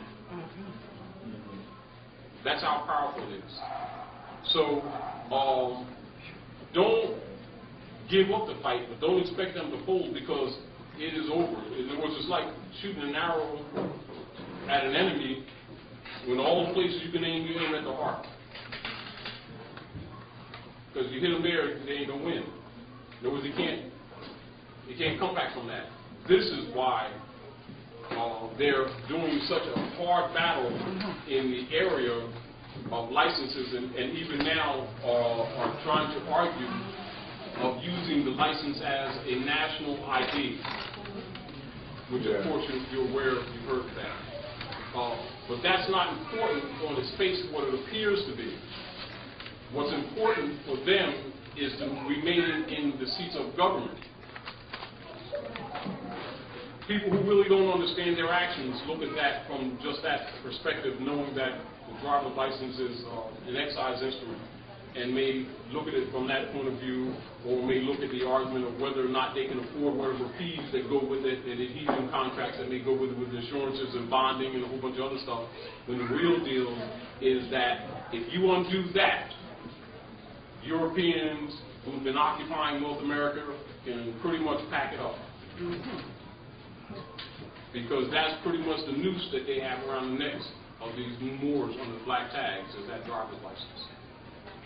Even though they got bonds on the world market with with the marriage certificates and the birth certificates and the Social Security accounts, you already know that their accounts payable movable in present general funding. There is no fund, no actual fund, but you already know that. So that means even for those bond issues to be sustained, that they have to, even under artificial means, keep a certain minimum of workforce out there. Drop below and it accelerates. It accelerates anyway, but it's accelerating exponentially right now. It's already going beyond any level that they can really, quote unquote, pay. So therefore, they have one choice, and that is to, with acceleration, literally tax the people out of whatever else they own. And they still won't satisfy, but to slow or to stop the imminent collapse, at least on the immediate level, they got to do that anyway. Problem is that when this occurs, and it is occurring already, they have two issues. That the middle class, quote unquote, Europeans don't turn on them. Meaning that, unlike people who really don't know the truth about nationality and birthright, the European middle class will get their guns and go look for Senator Bosnock's authority. Whereas we sit around and pray to whatever idol god versions they gave us. And hope that something will change one day, as a general rule. I mean, that for the most part, persons who are branded are pretty much passive and not active. However, the real power to make the change is in the inactive aggregate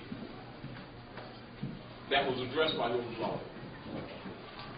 However, they're not active because they're not conscious.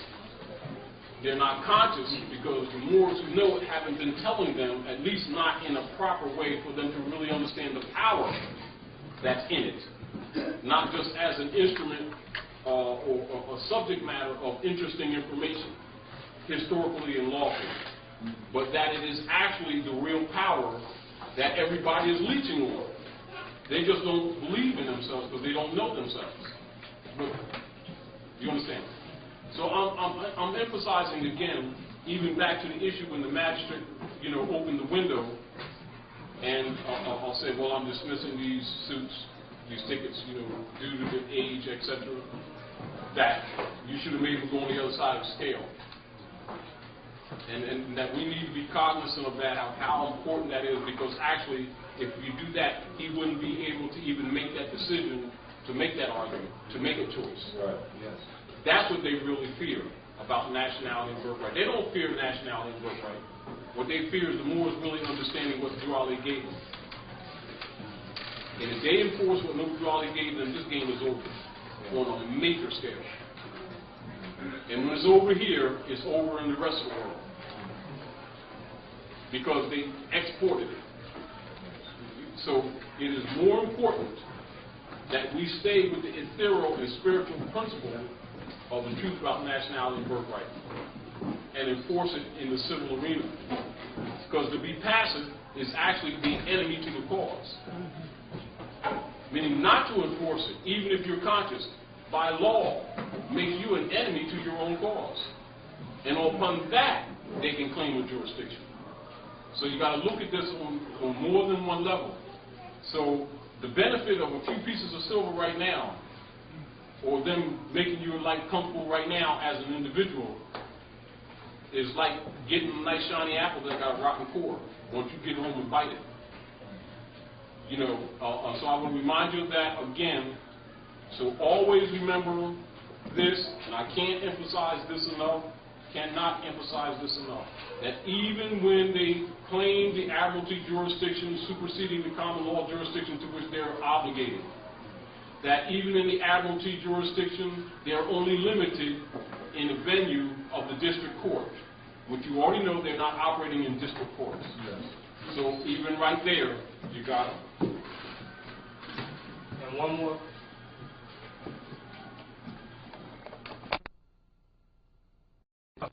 I want to thank you all for coming here to the gallery on Market Street. Know Thyself, literature, VHS tapes, books, and what have you.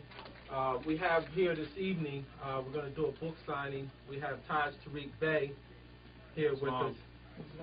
Tarik Bey has produced this book called The U.S. Nigger Industry.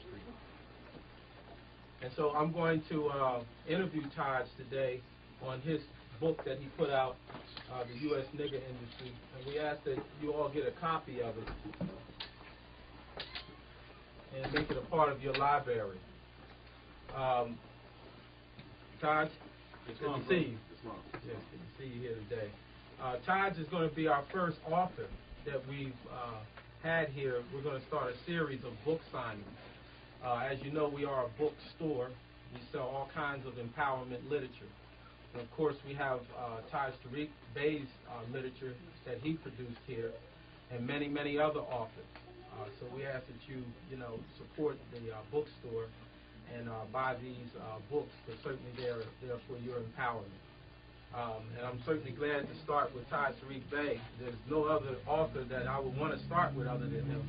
So we're going to find out some things about Taj. So I'm going to ask him a series of questions, and then hopefully we'll have time, Taj, where you all can ask Taj questions if you so desire. First of all, Taj, When did you actually unite into the Moorish Science Temple of America? Officially 1982. 1982. Although I had been coming to the temple since like 77. 77. Speak up, so that camera's back there. 77. Officially 82. All right. 1982 June. Where exactly did you unite? Camden. Camden, New Jersey. Yes. Tell me, I've heard you mention before, years ago when I did meet you over there at Camden, Yes. that you were a member too of the Nation of Islam at one point? Yes. I was a Tell Nation of us about Islam in early, like 66, 67, 68, 69, that area. Also assistant minister of Temple number 10, Camden. Royal Chestnut, Camden. Harrison. In that time frame, is that like the would be considered the first resurrection? No, that you might consider it the first resurrection, yes, because about let's see, Elijah Muhammad passed the scene in 75. I came into the movement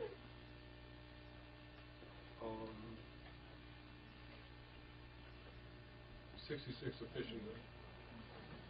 Within a year, I became assistant minister under Harrison, at the same time that Jeremiah was minister in Philadelphia. Same time Harrison was minister in Philadelphia. People call the resurrection based on more or less the time after the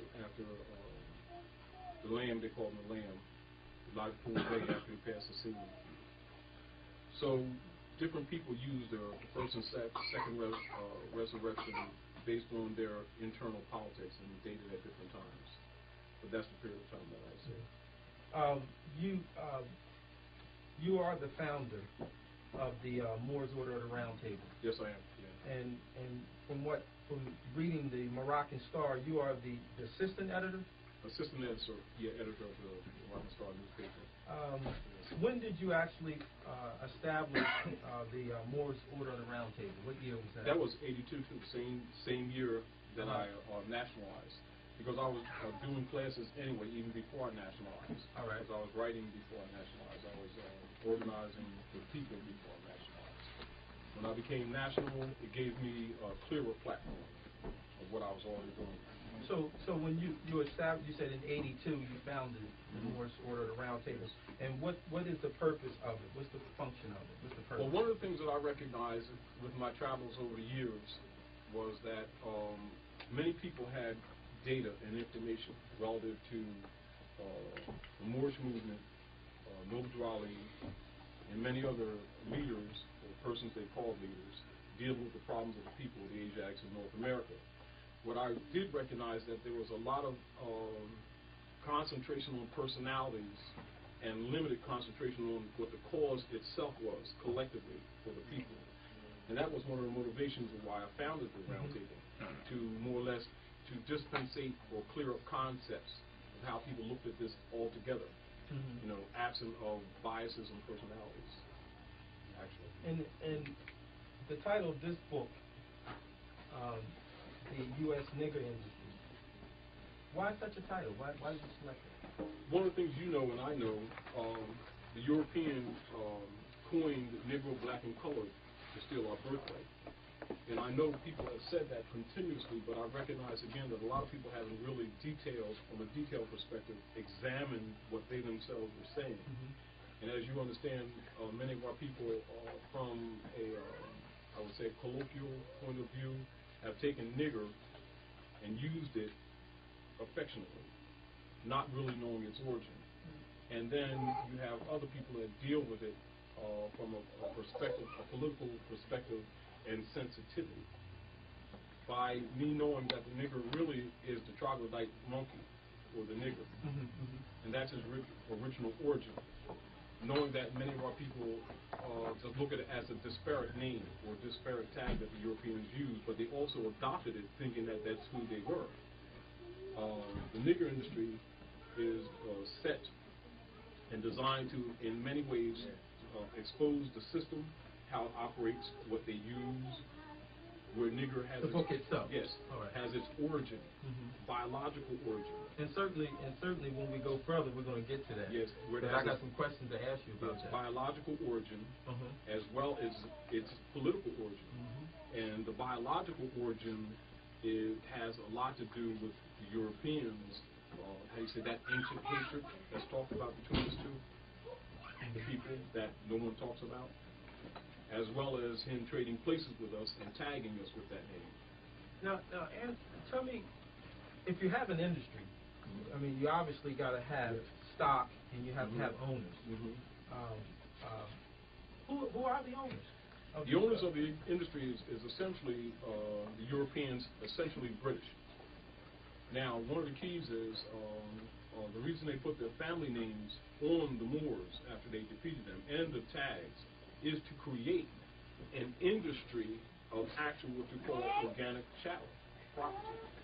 So you have a legal construct or nom de guerre construct that actually is Negro, black, and colored, which is actually the straw they use to generate finance legally and through colorable processes. That's the industry. That's interesting you say that, because my next question is, can people actually be a sort of property or a commodity of an industry? People actually can do that? Yes, of course. That's what slavery is. The connotated slavery. Now, the word slavery is actually Slavic, so we really can't be slaves. But connotatively, it means one who is in, who has been subjugated politically. The art of what you call connotative slavery, particularly under U.S. jurisdiction, is where the people are literally listed as corporations. And as you know, when the physical forms are born, usually the state corporations will list them, or the hospital being in operations or in conjunction with the corporate state will put a certificate of ownership on the child. Is that the birth certificate? That's the birth certificate. And on the birth certificate, as opposed to a birth record, they will list the natural being as a corporation. And now what they would have is clerks or emissaries that operate within the state corporations, and they would take collectively so many birth certificates that they accumulate from the hospital, and they go file them in the county records. But they would file them as corporate entities. Then they transfer their debt to that corporation. So you just explained, if I understand you correctly, it's the actual process in bringing people into a property state. That's how they do it legally. But the common people are not aware that that process exists. They think that the birth certificate is a public record to confirm when they came into the world, just so that people can remember when they were born. It is not. It's corporate activity for transferring of corporate property. Can you? I noticed the illustration on the front cover of the book, and it's quite an illustration. If you will, can you just give us a quick overview of this illustration and how it came? Yes. Well, this represents a national Moor, a Moor who is conscious in their proper person, what is called legally and lawfully in full life. And he has Moorish garb and a fez. And he says nationality is the key. You have this other Moor here standing on a block, which is an auction, which represents an auction block, and has a sign pointed saying black, Negro, colored. These are tags that are coined by the Dutch masters in order to steal the birthright, as the prophet has said. And then he says, my nationality is being substituted with a slave brand, and he stamps him on his forehead with CP, right? All right, so that can represent call of law, call of person, etc. And the Dutch master now says, you are now my chattel property. And the deal is, the branding on the heads actually represents symbolically in the mind. Now, whether or not he adopts this is whether or not he sold off this auction block. That's what this illustration represents. Now, apparently he's emanating a sense of consciousness. And then the Moor back here is doing his job by informing him. I see. But this still represents the current state. So it represents his current status, but it represents the Moors doing their job making the unconscious who's being branded conscious. You can recognize by his words. And what takes place after that is whether or not this one declares it. What an illustration. I mean, are you the actual artist that put No, I commissioned that. This is my idea, and I commissioned an artist. to do it? Yes. And is the artist James Mr. Lauer. All right. Yes. All right. He's a brother who's also in the process of getting nationalized. How about that? Yes. That's a good thing.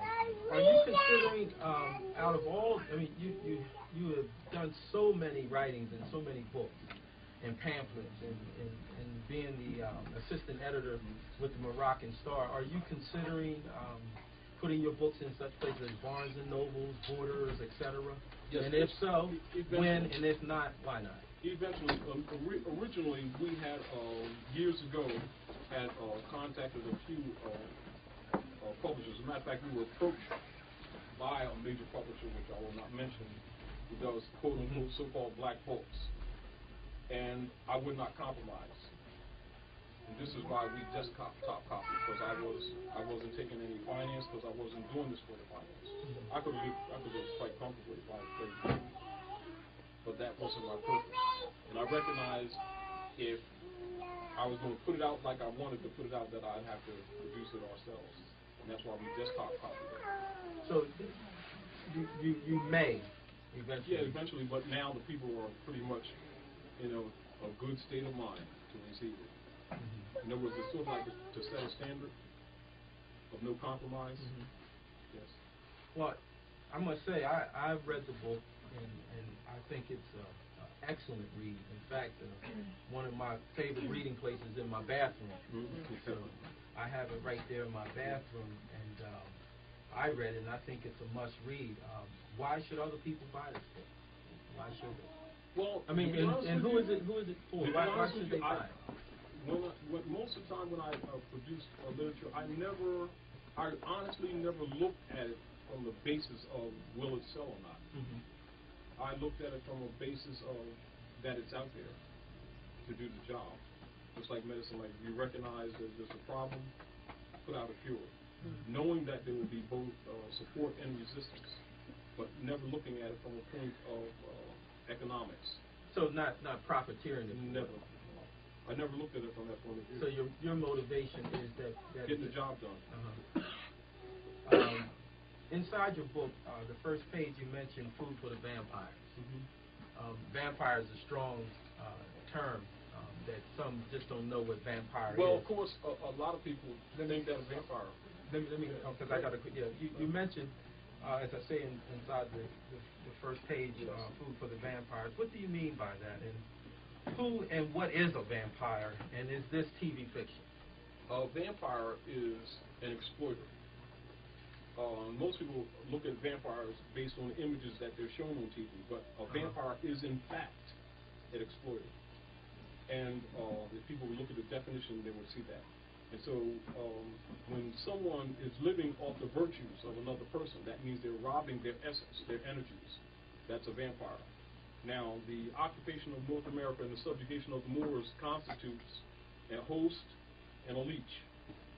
And the leech is a vampire, i.e. the European explorers. Interesting. That changes the outlook on what a vampire is, obviously. No, because that's what a vampire absolutely is. And I suggest everybody go to the dictionary and see what a vampire is, and it will tell you exactly that a vampire is an exploiter. Is extortionist associated with that? A vampire. Inside your book, I also noticed you mentioned in the very first pages of the book Negro, Black, and Colored being misused and being applied to people in an abusive way. Yes. Why is this being done? Well, to steal the birthright. In order to, from a legal perspective, you understand, for what we call bureaucratic slavery to be maintained and to limit the capacity of a person to sue is to take them outside of law or put them in a state of no judicial standi and have them agree to it by agreeing to those names. Thereby, they have no recourse. Now, when that status exists and you have that being actually listed under corporate property, under your corporate property, you can move them as you please, just like you do any movable object. In other words, you have, by law, power of attorney, which is essentially how they operate this thing. It's because they have power of attorney, and you have not done anything publicly to object to it, for the record. I.e., this is why Neil Abdullah said, if you don't do anything else, declare your nationality. And that's why I said, in order to be recognized by the government in which you live, declare your nationality. And declaring is, you check it in the dictionary, means a public proclamation.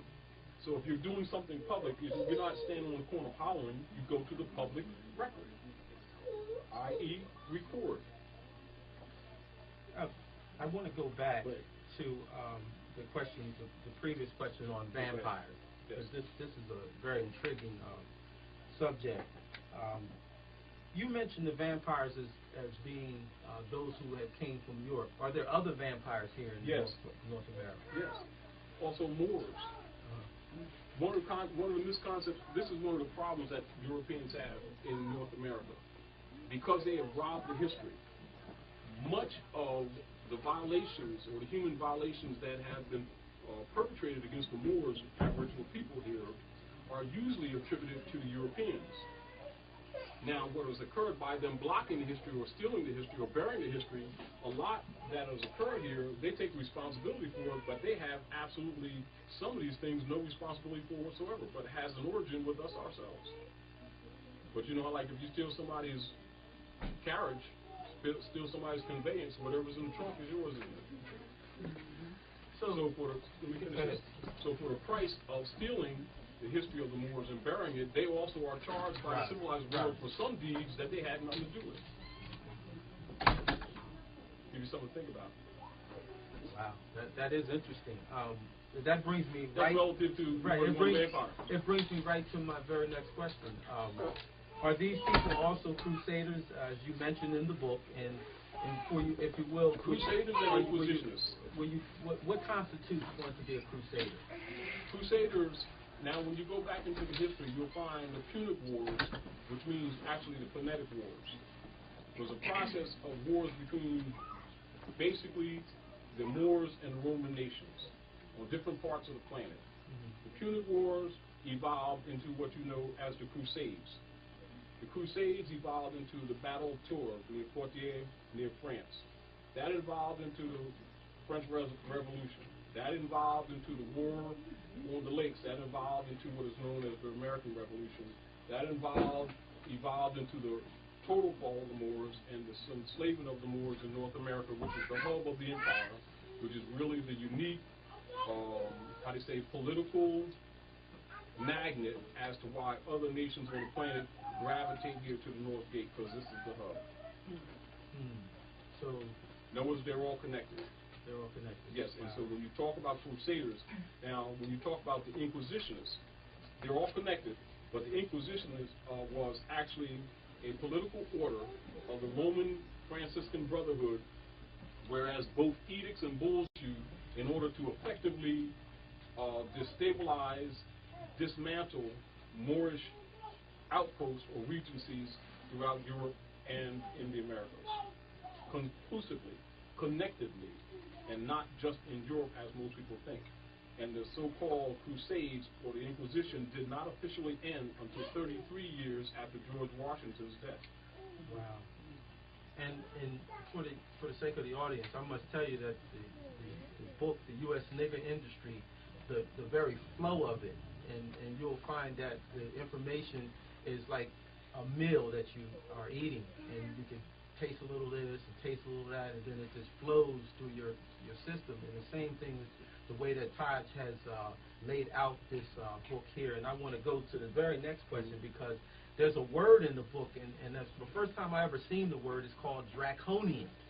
And I'm like, is that Dracula? And my question to you, Taj, is you refer to the U.S., U.S. or the Union State Society's practice as draconian. Yes. What do you mean by draconian? That means very, very low, or lowest state of human entertainers. That means like the opposite of humane. What humane is in the positive spirit, draconian is the opposite, 180.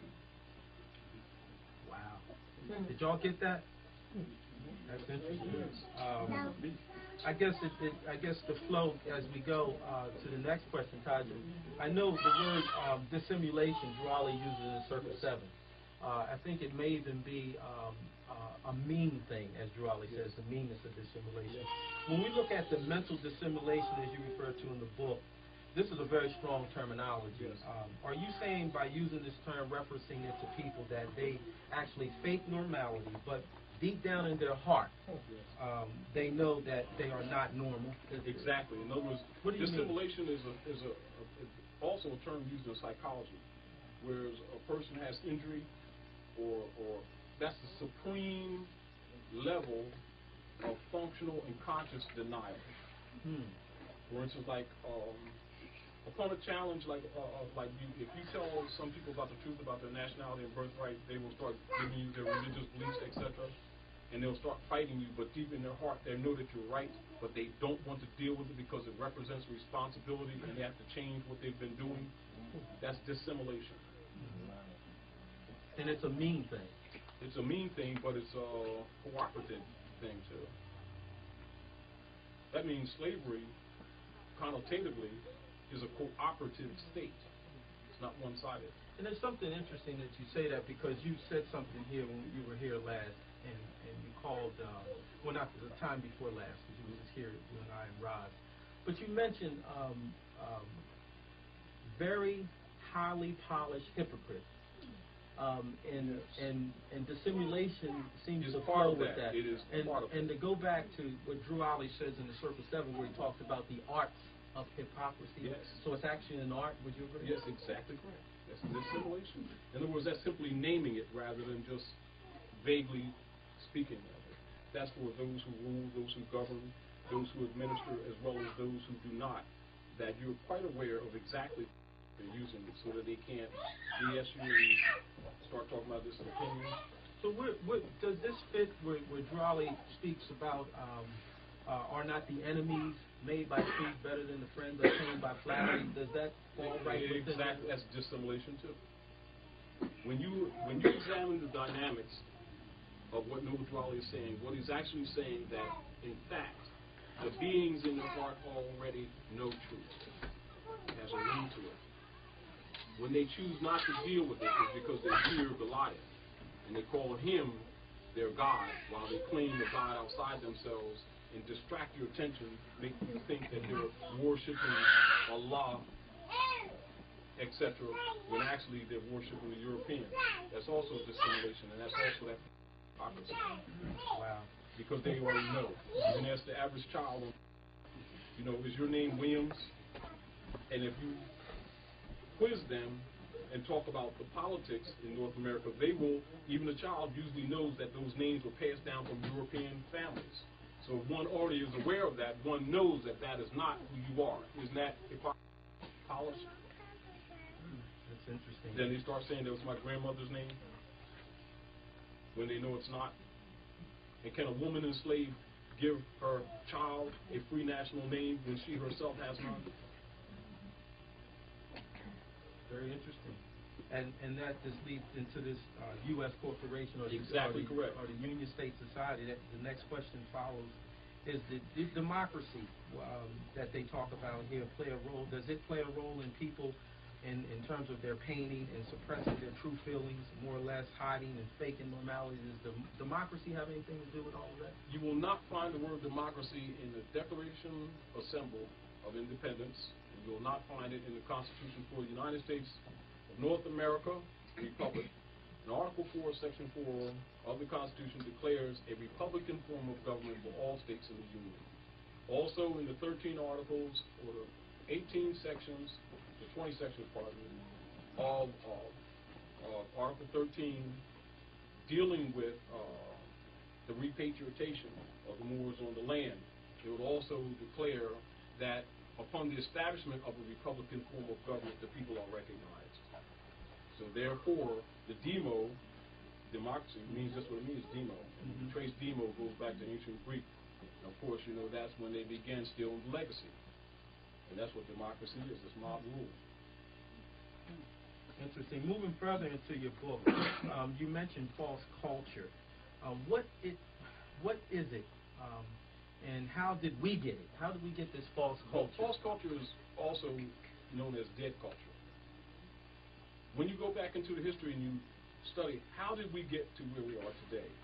And that's why, in order to really understand Moorish history, you must also go into European history. When you go into European history, you will see the bull. Now, when you deal with an edict, it was usually at that particular time called a bull, B-U-L-L. That's the same as a solid political edict as coming from the supreme authority. Just like if you have a proclamation coming from the executive branch of government, i.e. now today, that's what an edict would be from the church. The church itself is a political order. And the edict was that Moors would no longer be known as Moors, but would be known as Spaniards. This is how Moorish Latin came to be known as Spanish, and how certain Moors in different territories became known as Spanish. Spanish is a fiction. If you hear the word Spanish, like you see the Spanish-American War, that's the Moorish-American War. The Spanish fleet is the Moorish fleet. And that's how you know your history on this side. When they talk about Spain or the territories, the Louisiana Purchase, etc., that's Spain. That's Moorish territories. But it was actually the whole land. Is it the latest term that is being used is Hispanic? Does that tie? Hispanic, just like it. Hispanic is a name that was given to Cuba, which is also Moorish dominion. And all across Cuba, you will find Moorish forts that people come around the world and visit, still with the cannons there right today. And they're called Moro. So Isabella is also Cuba. When you talk about Isabella, Queen Isabella, King Ferdinand, and you start thinking Spain in Europe, it's Cuba. Now, you have in the book so many excerpts. You have various areas of the book, for instance, that deals with the organic origin of black, Negro, as well as the biological and geographical. Yes. You also have excerpts dealing with birthrights and conscious Moors. Yes. You also have political applications on Negro, black, and colored. Yes. Denotation, connotation. You talk about social, political, and applications on Negro, black, and colored. Also, the substitution of the nigger brand. Yes.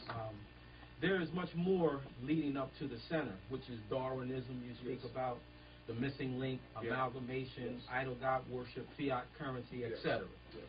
Taj, can you take a few minutes, if you will, and discuss with us and take a few of those subject matters and speak about them? One particularly that, if you will, the denotation and connotation Yes. of Negro, black, and colored. Yes. Denotation, one of the things that is key, and I want to make this mention of this.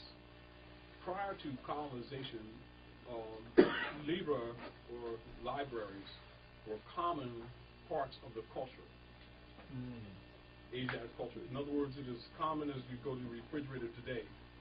Is that why you had the burning of the library? That's exactly. See, that's why you have to know the history, and so that we don't get caught up in the white history, black history, green history, purple history, and flat history. It does not exist. All of the politics of the civilized world across the planet is actually either political harmonies or political clash between Moors and the Romans. That's it. That's what has made all of the world's politics. Once you understand that, you understand the geography of the world, you understand the politics of the world, and you also recognize that contrary to what is told to the masses, most of the nations on the planet are actually young. They're not old countries.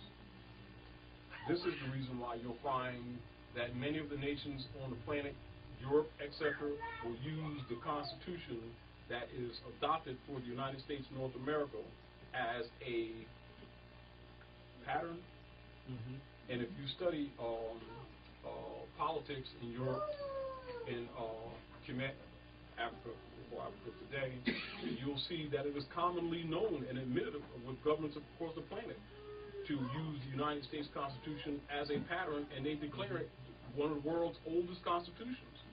So therefore, if the United States was so-called, as they say, the young nation, how could its constitution be the world's oldest constitution? Because it was adopted from the ancient ones here, which is you. Of course, because it already existed. It's just adopted to the new fallen government. That's why Drawley told you you're part and parcel, so you don't throw the baby out with the bathwater just because you're under occupation.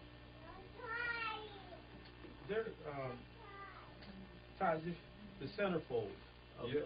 of the book. Oh, yes. Yeah, the centerfold of the book. Yes. Turn it this way. Oh, I got it wrong? No, you turn it. There we Oh, go. these are just some keys. If you will, take the illustration. You just said you didn't, you came up with the concept, but you have Yes, an no, artist. Is yes. this the same case with Yes. the centerfold? Yes. Same Take a minute. The first time, before you do, the first time I seen this was several years ago, and it was amazing because I seen it in the Moroccan Star. I believe Yes. it was put in the Moroccan Star, and I found it to be so. I mean, you can look at a picture. You know how it said that a picture. 1,000 words. And it seems like there's 1,000 words in here. And you see how his hands are moving, representing vibration, but you see no strings. All right. Yet everyone here is a puppet. Wow. And you see the tags. Yeah. That means sorcery. Tags such as. Because the puppet is the only one that's not aware of the strings. That's why you don't see the strings, but yet see the hands moving. Wow. From a law perspective, that is a term that means unclean hands. That's a law perspective. But it also has a spiritual nature. And the spiritual nature of the unclean hand means clever manipulation. Wow. And this, in fact, is what you would call the action, or it implies the action. And so while the people are here preoccupied with their cares, they themselves are actually carrying the banners that represent their condition. But actually, the puppeteer is manipulating it all. And so the symbol of him being larger than them is because he declared himself God. And is that the same That's master that's on the front? No, it's not the same figure, but the symbol is the same. Would that be? Could this be considered Uncle Sam, or as they call? He would be considered the Union State Society. Now, the Union State Society is the organized corporate government of the corporate plantations in collective order. This would be the India Company, etc. Do you understand? Pacific Company, etc. All the companies collective, because that's in fact what they what that is. That's what the U.S. is. The U.S. is a foreign corporation. In fact, the people get confused and keep thinking it means the land. But actually, it is the foreign European trading companies in corporate order that bought off and successively bought the seats of government of the United States Republic and overthrew. When you deal with the early history during the period of the Civil War, you will recognize a part of the history that's little spoken of, and that is when they successively began to overthrow the Republican forms of government in the southern states. This is why you see what Dwale says, when the destruction comes, it will begin in the south. All right. Now, do you understand? All right. All right, so you have that residual there. And you have the residual of the karmic mind there. And so therefore, the people themselves are going to create all kinds of havoc. Earthquakes, storms, everything. They don't know it's really coming from their mind because they don't know themselves. So what was it that inspired this illustration here? Could it Same principle. Could it have been the front of the questionnaire? Because I know that was probably one of the first illustrations. Well, the questionnaire, actually all this information is actually inspired by Noble Dwale's instruction. So what I did was simply take what he instructed and apply it. All right. In both research and in demonstration. Basically, that's the nature of the lesson books, period. And then digging a little deeper and get some things that are not told just to inspire people to take another step, to take it a little bit further. That's why a lot of the information is given in snippets. Right. To go to different areas to awaken up different cellular memories. Because as you know, most of the people here are not new spirits. Exactly. And if you hit on certain keys, it'll wake different ones up at different times, and then they have their own, they got to face their own lower self. They got to deal with that. Just giving them a mirror. It's called reflection. And that's interesting you say that people have here the different spirits, because that brings me to the very next question. As I said, everything seems to flow quite well with this book here.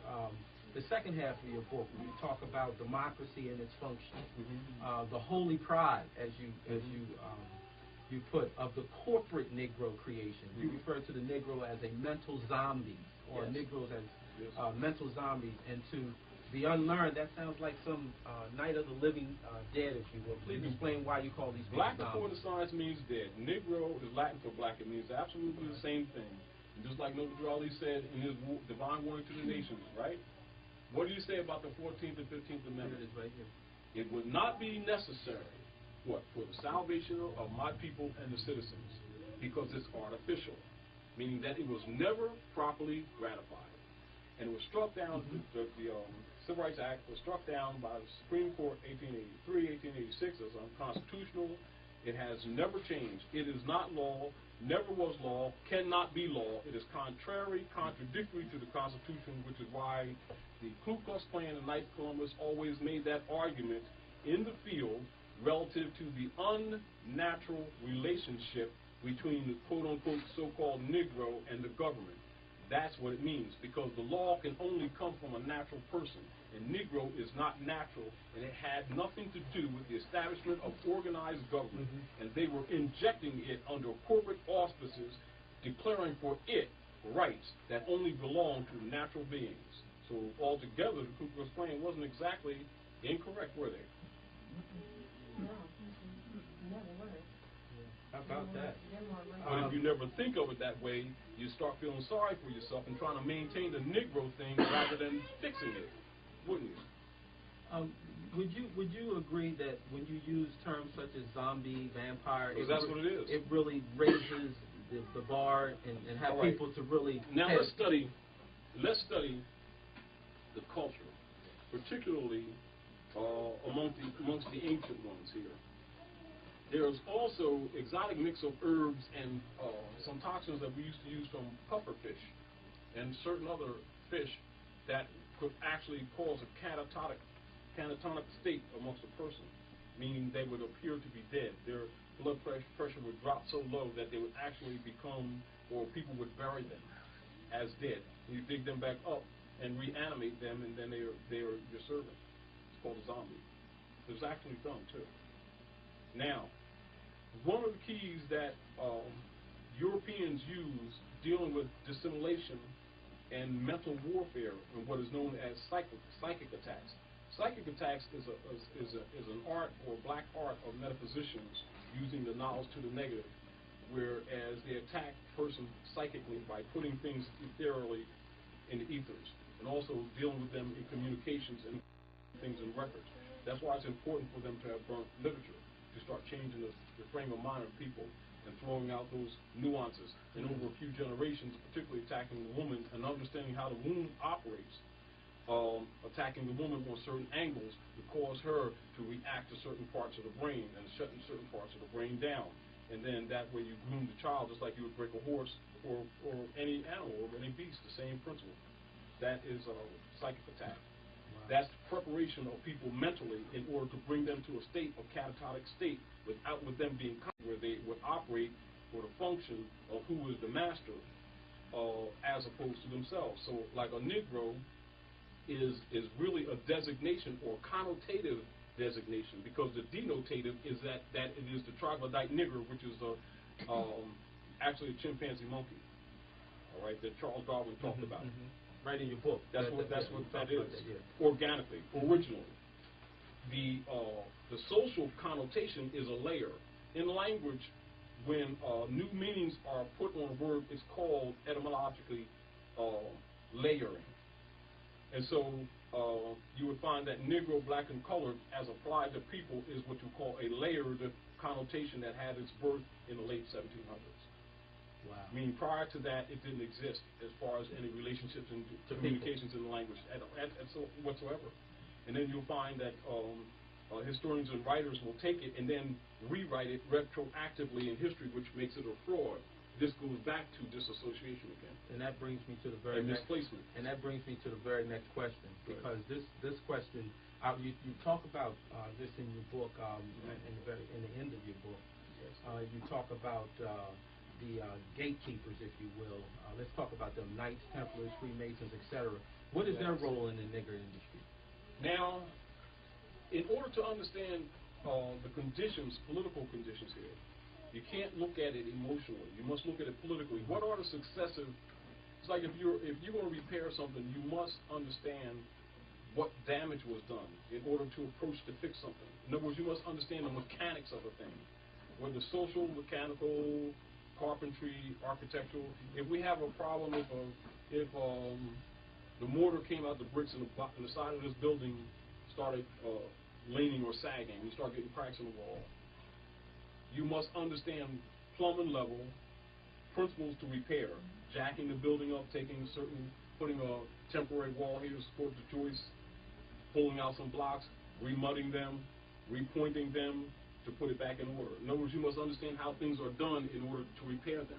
So if you have a body of people that are not in their own father's name, not in their own people's name, from a political perspective, they have no standing in law. Therefore, that status is known legally across the planet as civil liter mortuus, which means civilly dead or dead in the eyes of the law. A short for that would be called black or negro, which means dead. All right? So now, if a person understands that, then how do you bring those people back to life? How do you get them out of the grave of ignorance? So that is a political status. So what is the legal or law status to bring them out of that state? What is the activity necessary to reverse that state? You must bring them into full life. That is another law term, which is actually 180 from civil death, which means back into life. One of the things that took place in Islam with the Knights Templars. They were originally called Knights of the Temple of Solomon, and they were actually crusaders who were protecting some of the stolen property in the houses and the buildings near Jerusalem that they had robbed during the Crusades. Because one of the things they would do, they would go within the Asiatic territories, rob, plunder, and then they would take the wealth, the gold, old art, and take it to the Vatican, to the popes of Rome. All right? That's how they accumulate their wealth. Their wealth that you see there, that belongs to Moors. In Europe, that wealth in the Vatican, that's yours. Interesting. You know, now the Knights of Templar were actually soldiers, men-at-arms, etc., and knights themselves who collectively started an order to protect the Christian pilgrims as they were going into the Holy Lands, horse stealing, etc., and that's basically what Knights Templars are. Now, much of the esoteric knowledge that Knights Templars possess logically is some of the literature that they got from the great world library of Luxor, which Constantine and them burnt, which is why that city is now called Alexandria. That was actually originally Luxor, and the world's largest library. That's your forefathers. That's how they got your power, etc. The ancient sciences, many of those sciences that are not actually exposed to the world today, but are present and in their hands. That's what makes them really powerful. And so the people assume that a lot of the technology that they're introducing today in order to conquer the world is modern, it's ancient. That's archival. So actually what you just got is a history lesson in a couple minutes on Knights Templars and Masons. Now, but in the book, Todd gets a little more. In 1315, in 1311, they were suppressed. And so what occurred is, in about 1859, they established chapters here in North America, and in order to hide what they did, they went under some of the orders of Masonry to hide, because Masonry itself is Moorish. And a lot of Europeans here who were raised through Moorish rites, whether they're dealing with York rites or what they would call Scottish rites, is actually, come on either side of the compass, is really Moorish rites. That's the foundation, which is why they have the fez. And it has a lot to do also with the Moorish karma, which is why we established the United States and gave them the fez and brought them into the constitutional fold of government, which is why all your founding fathers are Masons. Mason only means mother's son. So fraternally, Masonry, from a modern-day construct. It started in Albion, in England, modern. But the principles of masonry is actually ancient in Central America. All right? Yucatan. And you've got that right. That's interesting. Moving right along, you refer to in your book, you talk about, and rather you point out the problem of the industry you refer to as nigger. Yeah. But you offer a solution to his madness too. So he's not only pointing out, if you will, in the book the problem, he's also offering a solution to the problem. If you will, speak on who said this, and I quote, "The Negro problem is being solved only as it can be." Talk about the one who said that. Noble Raleigh said that. He says, the Negro problem is solved only as it can be, and that is through the Moorish movement. Now, movement means life. All right. That's opposite of death. Death is stagnation. So movement represents, in fact, activity as opposed to passivity. So therefore, it also implies declaration. Declaration means public activity, or public movement, public writing, public writ. Now, as the Moors begin to act, what occurs is they wake up both their cellular memory and they wake up the Europeans who recognize that you're waking up. When he recognizes that you're waking up because he's still in your birthright, he will make counteractions that are negative to bury you again. In doing so, it's a confession. In the process of intersocial confession, he exposes more information because he's got to tell certain truths in order to suppress truths that's coming out. Tell another lie. It causes a clash, and the people may see it as not comfortable, but it is a necessary process of human dynamics for things to come right. In other words, you know how you say you got to break some brick to move a mountain? You got to break some stone? You got to break some stone also to build? You got to cut some lumber to construct. So when a carpenter is working, you also got a trash pile, don't you? All right. So that means you ain't gonna fix this thing without some trash, are you? If somebody bury you, right? When they pull you up, they got to take some dirt off you, don't they? So a person starts getting up, they say, "Oh, well, look at this dirt." What? You expected something else? That's interesting. But they're done. You get the point? Like that. So since it's your problem, because it's ancient, because you got to deal with this ancient hatred that originated with you. So how are you going to deal with this ancient hatred if you don't know where Negro originally came from those experiments that you ran from after you made them? Do some digging. So when you go into your history, there's two things you'll find. That you're the maker of this condition. You made Frankie. He got out of order. Instead of you fixing it, you ran. Besides, now you forgot. And now Frankie's ruling and you trying to figure out what's up. That's interesting because that leads me to the next question. I tell you, this is just flowing so well. Todd, tell me, and this is one of my favorite parts of the book, where you talk about the sun and global warming as mentioned on the last page of your book, and you really have me, you really had me going there. Is actually the sun, if you will, have anything to do with the awakening of nigger zombie creation by the Dutch master? You got it. Because everything that is written in the Akashic record. Meaning that this universe and this nature is, you might call it a vacuum. You're not getting out of it. And there's cycles. And the deal is, the energies that's projected from the planets are actually projected from you. They don't really govern you. You actually projected them, and it appears that they're governing you. But when we got away from the law and started following the idol gods of Rome, we lost our connection to the Akashic record. Not because the connection was lost, it's because we were unconscious. When the consciousness is agitated, nature starts taking her course. And guess what happens with all of this dross that you got here that you haven't addressed?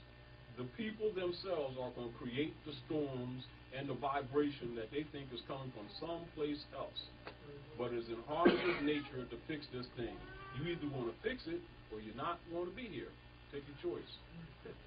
Here we go again. I got to keep mentioning this because it's flowing so well, because we're at the end of the book, And it's amazing he mentioned that, because I'm going to bring it to some, before we go to the audience, I got about maybe 5 or 6 more questions I want to ask you.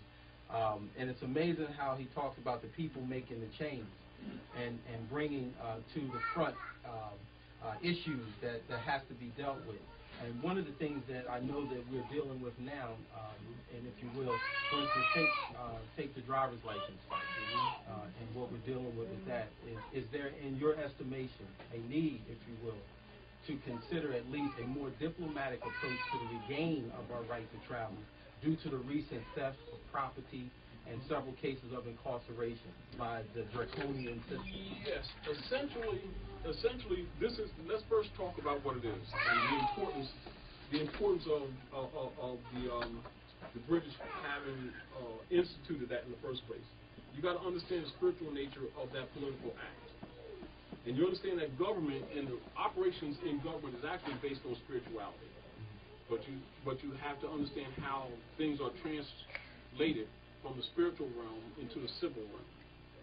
All right. So when you look at the structure of government, it is really based in nature's law and nature's God.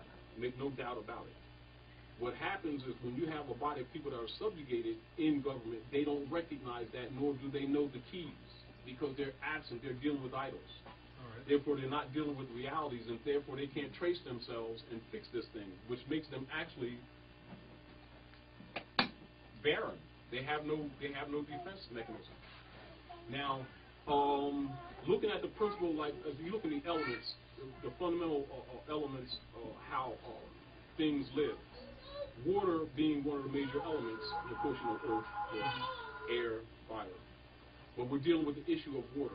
Being that the human form is roughly about 77% water, 77 to 90% based on the intake, but that's the general balance. So water represents both wisdom and life. So the key is, if you want to enslave a people, and we're talking connotatively, if you want to enslave a people and limit the injury or the natural recourse, or what you call the natural mechanism of self-defense, it is best to get them to cooperate themselves. This is where the brands come in. Now, the driver's license actually comes from blocking people who are held to servitude from moving from one territory to another. Now, for instance, like if you have a well, you need water more than you need food in many ways to live. If you have land and your water's at the back of this building, if I can control the point between you and that water, I can control your life flow. This is what a driver's license is. Do you understand? So one of the keys and what makes it important for the corporate state to control the colorable operations of the driver's license is because they have the lifeline of the people. And whereas the people may look at this as just simply some legal consideration that they should look at incidentally, they have no idea that that is one of the major, I repeat, major instruments used to steal your birthrights. Because when you can control the flow of the stream, you can control the life in that stream. And if you control the life of the stream, you can control the lives of those who depend on that stream for sustenance, life, and supports. And if you can dam that stream, you can kill the nation. So the deal is, take a little place like Wilmington as an example. And if we can control the flow of the people under a color of law, that means they actually produce nothing whatsoever and use the resources of the people themselves actually to suppress them and actually create billions of dollars, though it's not dollars, it's notes, which is energy notes, on their labors, on transferring a right into a privilege under corporate auspices, a privilege which is in violation of inalienable rights, supreme law, and divine law. If the people don't know the truth about nationality and birthrights, they won't contend because they believe that to be law. But actually, that's color of law that is designed for colored people coming from the Christian black codes. So take a minute and speak about activity, if you will, on how to regain that right to travel Now, talk Noble about some Ali of the says in the activities. divine warning to the nation, he says, help me to bring my people back into the constitutional fold of government. Doesn't he say that? Huh? And what does he say concerning the Constitution? He says, if these things are not carried out, the worst is yet to come. There's a spiritual message in this civil activity. Because there are spiritual keys that are locked up in that Constitution and that Declaration of Independence that when called upon change the vibration. That's why they won't go there. That's why I told you to go there. What you're doing is breaking the dam in the water. When you declare your nationality, the first thing it does is sets in status what is known as in full life, quote unquote. In full life, for those who know law, means a person is in their right mind, right self, totally capable of making contract, revoking contract, dissolving contract, declaring rights. Period. Absolute opposite of civil little more twos, which means dead knives of law or Negro black and colored, straw man, etc. So while you reject one, you must declare the other, because for everything that has a front has a back. And so you must have a balance. And so if you will declare that you're not Negro, black, and colored, what do you declare that you are? Moorish American in full life. So now that's declared for the record. It must be registered in the government in which you live. Now you must become active as opposed to passive, because the dead also represents a passive state, or it is stable, stagnant. The water is dammed. It must be moved, so you must get involved with the movement. It must be moved in order to generate light, generate heat, generate light. Light, heat, everything is sun activity. It means the same thing. If you do not, you may as well stop doing what you're doing, because you're in that state that he found you, that is really the Negro state. Not that you're not conscious that you're more, but if you don't activate it, you're still dead. So now if you don't undam this thing, he got your family. For instance, as an example, take your conveyance. You got to feed your babies. Do we go down to the basement and pick the food? Huh? When we trade with each other, commerce, what do you do? Go in front of your door and turn the knob, and then you get compensation for turning your knob? Or do you have to go out into the world and separate to go get things to bring them? See, because things don't come to man. Man goes to things. And we trade with one another, correct? So if someone can stop your trade, it is just like them stealing your trade. And if you don't recognize that, you won't do anything to resist that, do you? That's what the license does. You understand how dangerous that instrument is. I haven't even finished. It is dangerous if you don't address it. That's certainly, because I got several, because I want to make sure we leave time for the others, because we got about an hour and a half tape. But that leads me to the method. Certainly in regaining the right to travel is a fight. The method, what do you suggest in the method? Let me say this too, and I'm going to qualify your statement. You don't regain the right to travel. The right remains with you, never leaves. All right. Your issue is to regain peace by stopping those who are breaking the peace from breaking the peace and stealing. Now, what is the rule in all civilized government to regain, as you would say, a right stolen, etc.? It's called a suit. If you do not sue, it's waived. Are we clear? Now, if you're going to sue, now this is key, and this is important to look at this and study the Dred Scott case too. If you're going to sue, in order to have a standing to make a claim, because to make a claim, you've got to simply be a party to a matter. Am I correct? A party to an issue. To call the law in, you must be an identified party to the issue. To be a holder in due course of anything, you've got to be in your right mind and not under power of somebody else who can then deny you. Am I correct? For that action to be heard, correct? So therefore, it is very simple what Noble Ali did. First thing he did with the Moors is what? Nationalize them. Isn't that very simple? But it needs to be understood for what happened. If it's not understood politically and legally for what that really did, status-wise, it won't be activated. Are we clear?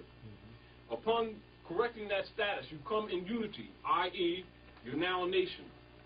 Now you start transacting business in your proper self, which takes you out of that negative corporate nom de guerre jurisdiction that has already been established in the corporate record by the Europeans under the birth certificate, the marriage certificates, and the driver's license.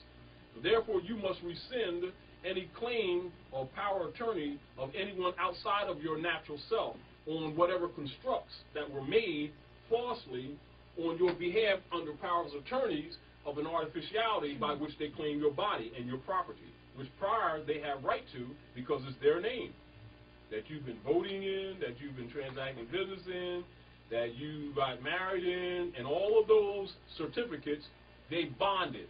It's called bondage, isn't it? So now you understand what municipal bonds really are, etc. That's what they are. Now the license is the fact that you're doing business in their name. They have a right to regulate the movement of that corporate activity within the artifice. That's what the driver's license is. So if you know that, you would start getting rid of it, wouldn't you? And wouldn't take it lightly, would you? Wouldn't look at it as incidental, would you? That certainly leads me into the next question. There's been currently we've been talking about here the position on driving without insurance and driving with what's called assurance. Do you condone it? What do you think about this practice? Assurance is another method of really bonding or securing your property outside of the adhesions that are created by insurance. All right. Now, the insurance companies are actually really the corporations where they pooled their finance, bought government heads, and had them. In other words, they make the rules unconstitutionally, and the politicians who are colored are actually enacting private law with the power of the seats of government unconstitutionally and enforcing it on the people to force them into contract. Let me give you an example. Can you tell me in any national constitution or any state's constitution where authority is given to government on any level to force you into contract with a private corporation? Can you back up? I want you to pay attention to this. This is anyone. Can you show or show cause, show proof where any branch of government under any condition was given authority to force the people, citizens, in contract with any private corporation, i.e. insurance company, etc.? I'll answer it, no. Of course. All So, right. wait a minute. You answered it, which means it's unlawful. So, therefore, the question itself is even colorable. So what do we do? No, the question itself is colorable. I understand that. All right. Now, recognizing that. Now, just so I can bring it currently, if you take recognizing let me take that myself for an example. I transported my wife, children here in my conveyance. If I don't have insurance or assurance on the vehicle, then what do I do? I mean, now, what do I do right now? Because I have insurance right now. If you didn't, it would be no different from a lawful perspective as whether you did or not. That you do is choice. You have right to make contract. All right. However, you have right not to make contract. This is true. And however, there is no one on the street that has any authority to question you about it. That's true. Your obligation and your debt to society is due care. That is it. And nothing more.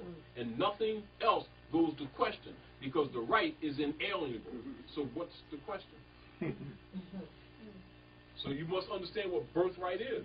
Inalienable rights and birthrights are the same. What has happened, they have geared the people to start asking themselves questions from a law perspective as obligatory in its tone and nature to form a contract with foreign corporations to steal your birthright. And you're saying, how? Well, how do I deal with them to steal my birthright? You need to understand what you're saying. Even though the intent is good, you must understand the trickery. So the deal is now assurance is a method whereas you can bond your property absent of the adhesions. Whereas a license is an adhesion contract, which means with the license requires you to have insurance, and insurance requires you to have registration, etc. They're all tied together. One, you can have paid for an insurance policy, and they'll cancel it because you don't have a license, which is a violation. But people don't know that because they don't know that it's all designed to steal their birthright. They're just looking at it as something peripheral that they do in life. That is designed to steal your birthright. Now, if you're a Moorish American and you know they've been living off your virtues and stealing your birthright, why would you not address this thing? And I guess that brings me to the very next Are we question. clear? Yeah. That brings me to the very next question. When we talk about addressing, we would obviously talk about a forum.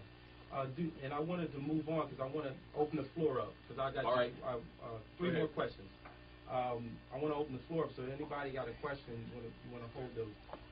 Do you consider Moors diplomats who are not officially recognized as ambassadors, EI representatives of our Moorish nation, or representatives of our Moorish nation to other nations? Do you consider Moors diplomats? Clear that up because I'm not quite. Ambassadors or officials of our nation or our government? I would general. say, in general, where there's any discrepancy, it is simply because Moors have not been exercising their authority, and more or less are like got training wheels on. Does that satisfy your answer? Yeah, just In other words, if there's any discrepancy at all, it is that the Moors are just beginning to do what they should have been doing from the beginning of this movement. So that has something to do with That has a Drew Ali lot to do with the relationship on how people have been dealing with it. Does that go back to what Drew Ali talked about, where he talks about out from your Sunday school come the guiders of the nation? Now, is out that from the your diplomats that yes, he's it referring does. to? Yes, it So does. there is a process. Yes. in Now which look at one this. becomes Let's a look at diplomat. what you just said. And this is in the questionnaire and in general instructions in the Moorish Science Temple of America. It says, confine yourself to the questionnaire because out of your Sunday school comes the guiders of the nation. So now let's break that down. The school of the sun is the zodiac. And a guider of the nation is a government vizier or official. Duh. Therefore, this is government. What we have not done is act accordingly or carry out what he said. And we're paying the price right now for what was absent in the activities earlier in this movement. Very simple. However, it's never too late to get yourself in order. Am I correct? That's right, my life. That's right. Now, the deal is, also, Nudrali reminded them more so that we wouldn't be confused about this. He said, in order to change the people, you must change their literature. Who was he talking to? Russians? So therefore, anyone who's got a PhD, if there's Sheikh, Sheikhs, etc., Arab, that is PhD. The rule for anyone carrying any degree is what? To produce the great magician trick. And the greatest magician trick is what? Write a book. It's universal. How come we violated that? So you have people walking around with a whole bunch of titles and have not produced one piece of literature to change the conditions of the people in violation of international law, in violation of domestic law, in violation of civilization principles, and in violation of Moorish code of honor. Therefore, you have what is known as the Peter Principle. Peter Principle is people having positions that they're not qualified to run, therefore you got disorder. And Raleigh said again that if you carry these things out, you're going to be not happy about this thing, i.e. sorry. So we're suffering that. However, we can fix it, can't we? Yes, sir. Right. Let me speed it up. I got two more. Real quick, if you can. Finally, what is a diplomat? A diplomat is a one who communicates with other organized government, i.e., say like a consular, communicator, and you're dealing as a diplomat with government business and principles, which means like it's not personal. It is for the nation. That's a diplomat. In your estimation, having what is referred to as a diplomat tag on a vehicle, do this in practice, as it is being done, violate in any way the covenant of the Moorish movement, in your estimation? Not at all. It enhances it. As a matter of fact, some of the things that you see taking place is actually activating the movement that should have been activated a long time ago. Not in contradiction to it. The not doing it is in contradiction or violating the Moorish movement. All right. My last question to you. These days I hear I've heard you and many others refer to the birthright fight against the licensing, et cetera, and taxation without representation, et cetera. Which licenses comes under excise tax Exactly. notation. If you will, does birthright fight also include to you, and if you can take any one of these points here, does it also include being industrious, supporting your wife and children, Exactly. creating business employment, opening up schools, Exactly. developing communities, learning to love instead of hate, developing what's called tolerance, planting and growing, farming, et cetera? Yes. And does that also yes, entail it does. birthright? It includes all that. And So that's what- why the my license question- was created to stagnate the ability to do that, because you must move to do commerce. That's right. That's correct. You must control your economics in order to be able to sustain or to bring these things into fruition, i.e. industry, et cetera, et cetera. So you've got to counter what? Any stagnation of movement, because the stagnation of movement is the first key to killing anything. So it precludes all of those things, and you must be clear that you're dealing with master sorcerers. That's correct. So don't take the driver's license thing lightly. It is at the front gate. So if in- you in don't your- get through that, all this other stuff in that your- we're talking about, right. industry, let me tell you something. More ways. I'm a carpenter. I'm a builder. I'm a house doctor. You are too. I'm a barber. So now, if you're down the street, you might be down the street, walk, right? Brother Mir. Now, I might be 28 miles away, and I got to travel down here to cut hair. So that means I can't work for my family because I can't travel the street without being molested by the citizens and fake corporations faking that they're government. And I've never challenged them. So if I'm talking about industry and I got to come here to do industry, you got to come from your house to do industry here, and they can hinder you from traveling on the street. What have they just done? You want to tell me about industry? You just give me that license if I'm an occupier, and all that other stuff I can kill. And if I can get your mind off of that, and you start talking about all this other stuff that you can't fulfill without movement, one, you're out to lunch for not addressing it, and I'm clever for keeping your mind off of it, for making you think it's unimportant. Wow. Because guess what? It's the key to the whole game. So you take it, you placed it as at the top in terms of Let's put it like this. If this is your house, and you got a family, and I can stagnate your movement from here to the back room to upstairs, and I can maintain you in here without you paying me in your own house, I don't need the deed to this house because I got it. That's true. Well, at this time, thank you, Yes. Brother Taj. I'm going to open up, Brother Amir, into a time check. It's 17 minutes? Well, that's right. I'm going to open up the floor for questions. We ask that you stand and state your name, if you will, and you can address any questions to Taj, hopefully to Taj, not to me. But if you have a question for me, you can also address it to me. Brother here. My name is Brother Clyde Thompson Bay. Islam, family. Islam. My question is this here, the name itself. Right now, I understand that we got the fictitious names on the license and things, right? And then claiming our nationality and all this here, should we still maintain that fictitious name, or should we go to our original name? Now, if I ask you a question like this, very simple to answer the question. What is your free national name? How would you respond to me? The one that Bay. Well, that's your title. It can also be used as a cognomen, but it's a title. Now I'm going to ask you again. What is your free national name? I have a contract here. I want you to seal this contract. And I want you to seal it with your free national name. Now, before you seal it, declare it for the energies, for the public, what is your free national name? So now if you pause, then I can take over from there, can't I? You're right. This is what they've been doing.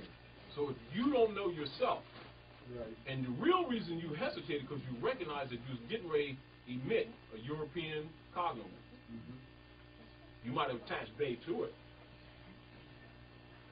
But he got first dibs, don't he? All right. So now you have what you call a clipped birthright, don't you? Or eclipsed sovereignty. All right. From a legal perspective, it indicates to me that you have begun the process of reclamation, but it is not complete. So someone started something for you, and I'm sure that the one who started it for you told you to study.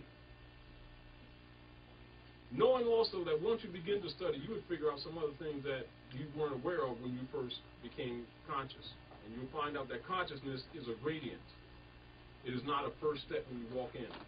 Meaning that you don't walk into school and then get a certificate of graduation. It's a process. It's a process of development. So now, if I say Timothy Drew, do you know what I'm talking about? Timothy Drew, Yeah. the one that saw the thing in the court, the oh, you said, oh, Timothy Drew. Noble Drew Holly, okay. I'm thinking about Drew Scott. That's what the yes. What threw me off was Drew Scott. Okay, Noble right. Drew Holly. Now okay. we understand. Now, is that his free national name? Is that his free national name? What is his free national name? Sheikh Sharif Abdul Sheikh Sharif Abdul Ali. Every one of those names is Moorish. Now, do you understand the difference between a free national name and a clipped name? Okay, yeah. Now, there need be no hyphen then. Okay. Now, you may have two titles and then hyphen, but there need be no hyphen because it's cleaned up. In other words, if you got a boot on one shoe and you got a sneaker on the other, and they both clean, and you know you all that, and we're gonna have a ball out here, and so we dance and everything, you know you cool, and somebody brings it to your attention, well, you know, brother, you're pretty deep. It's a nice boot, nice sneaker, but they don't really match. You understand? Yeah, I understand. So Williamson, Johnson, and Bay really don't go together. Because name denotes possession. I can trace Williamson to either England, Ireland, or Welsh, etc. Do you understand what I'm saying? Yeah, I understand. And rightfully and by law, that belongs to the family. And you must respect and honor that. And so they have right to make claim to that, so you should not be offended. But when you understand the truth about your nationality and birthright, you return that back to the owners of its parentage and reclaim your own free national name in order to be recognized by the nation in which you live and the governments of the earth so that you can be in full life now. Until that is done, they have power of attorney. Now, if they have documents filing that and they beat you to it, they got claim on that straw, don't they? Oh, see how simple that is? All right. Therefore, corrections must be made after you're first introduced to yourself, Roger. Okay, yeah. Now, in same thing that I'm on the same line right now. I've already claimed my nationality under the name of Clyde Thompson. All right. So you know other fixings have to be done, don't you? Okay. All right. Okay. All right. In other words, as your consciousness grow, you grow. State your name. It's not well, my name, I am processing myself out right now, but I will give you, if that's what you desire, that name, Kirkland Hill. And my question is, Mo, could you give us a better understanding of the color? The color of law, wait a minute. Yes.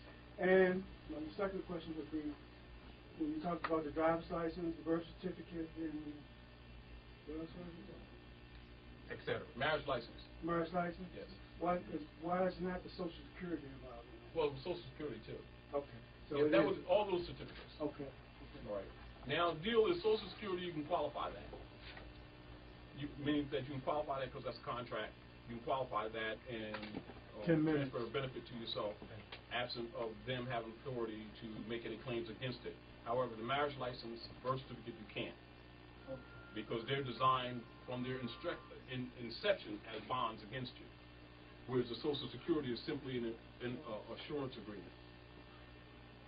But it's still done under color because they usually have done it under a nom de guerre. That's where the negative is. Right. You understand? However, you can maintain that and preserve your rights, but not with the marriage certificate and birth certificate. You better disqualify them altogether. And the color law. Color of law means that which is not real, that has a semblance of reality that is not real. So color of law will be equal to this. Say we had two plants on this table. One's plastic, artificial. One's organic, got dirt. We leave, your duty is to care for these plants. So you have water to last for a month. Do you pour water in both of them? What do you pour water in? That's real. The other is called, from a law perspective, color. So color means artificial, not real, artifice. So colored people, which means people that's faking it. It does. And color of law means law that's faking it.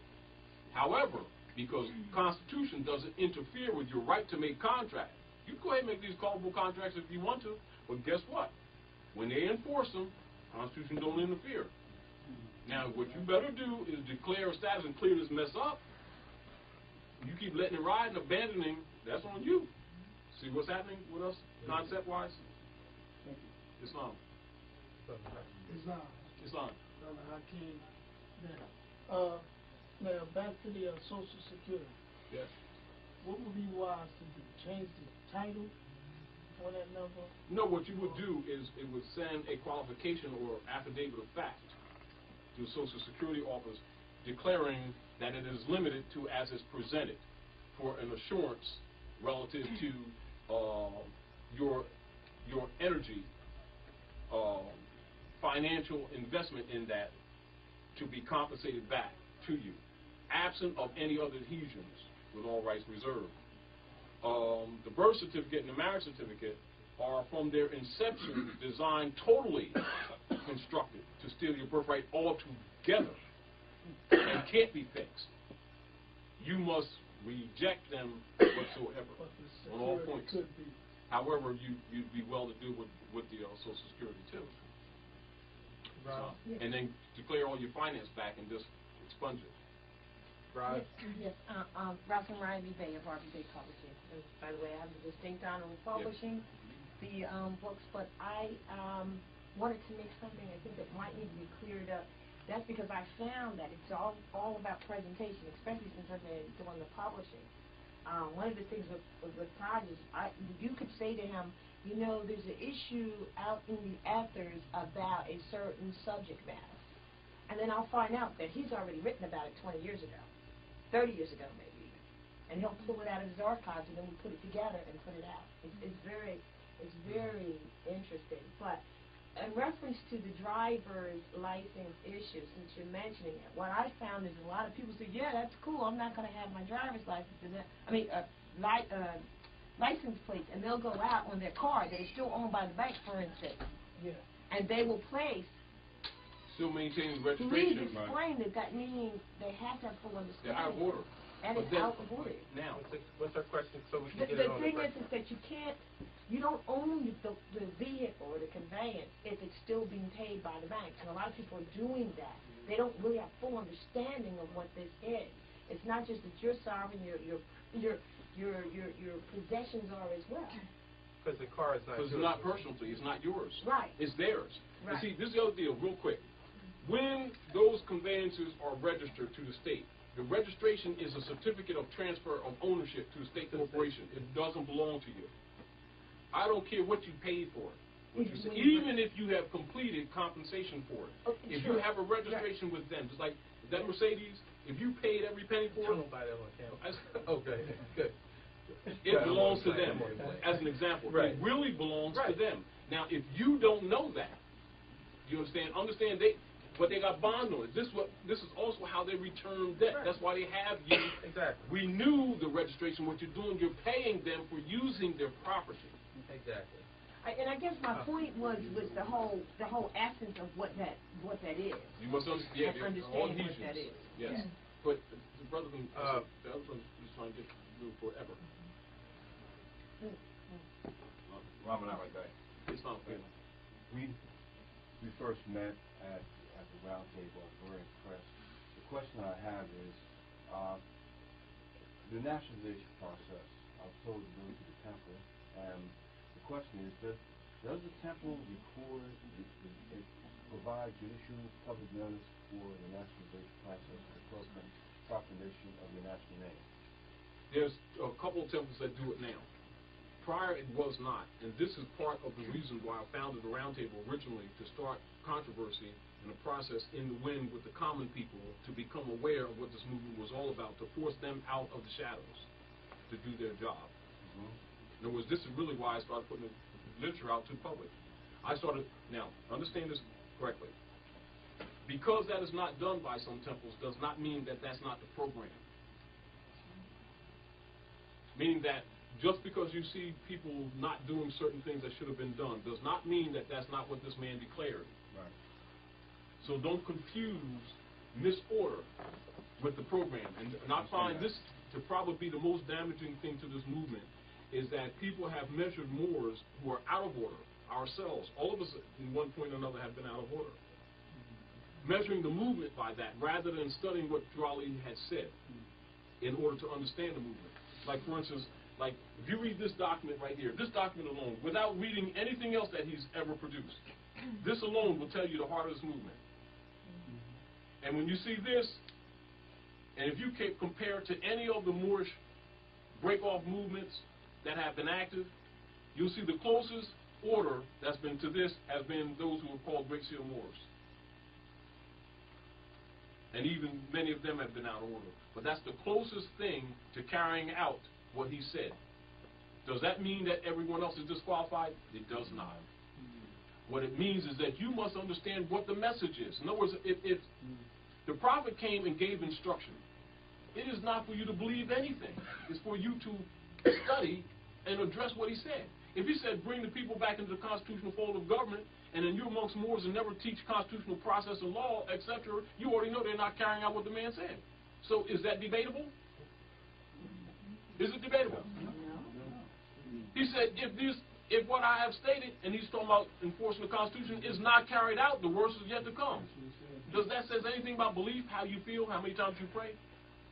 So therefore, you're not confused, are you?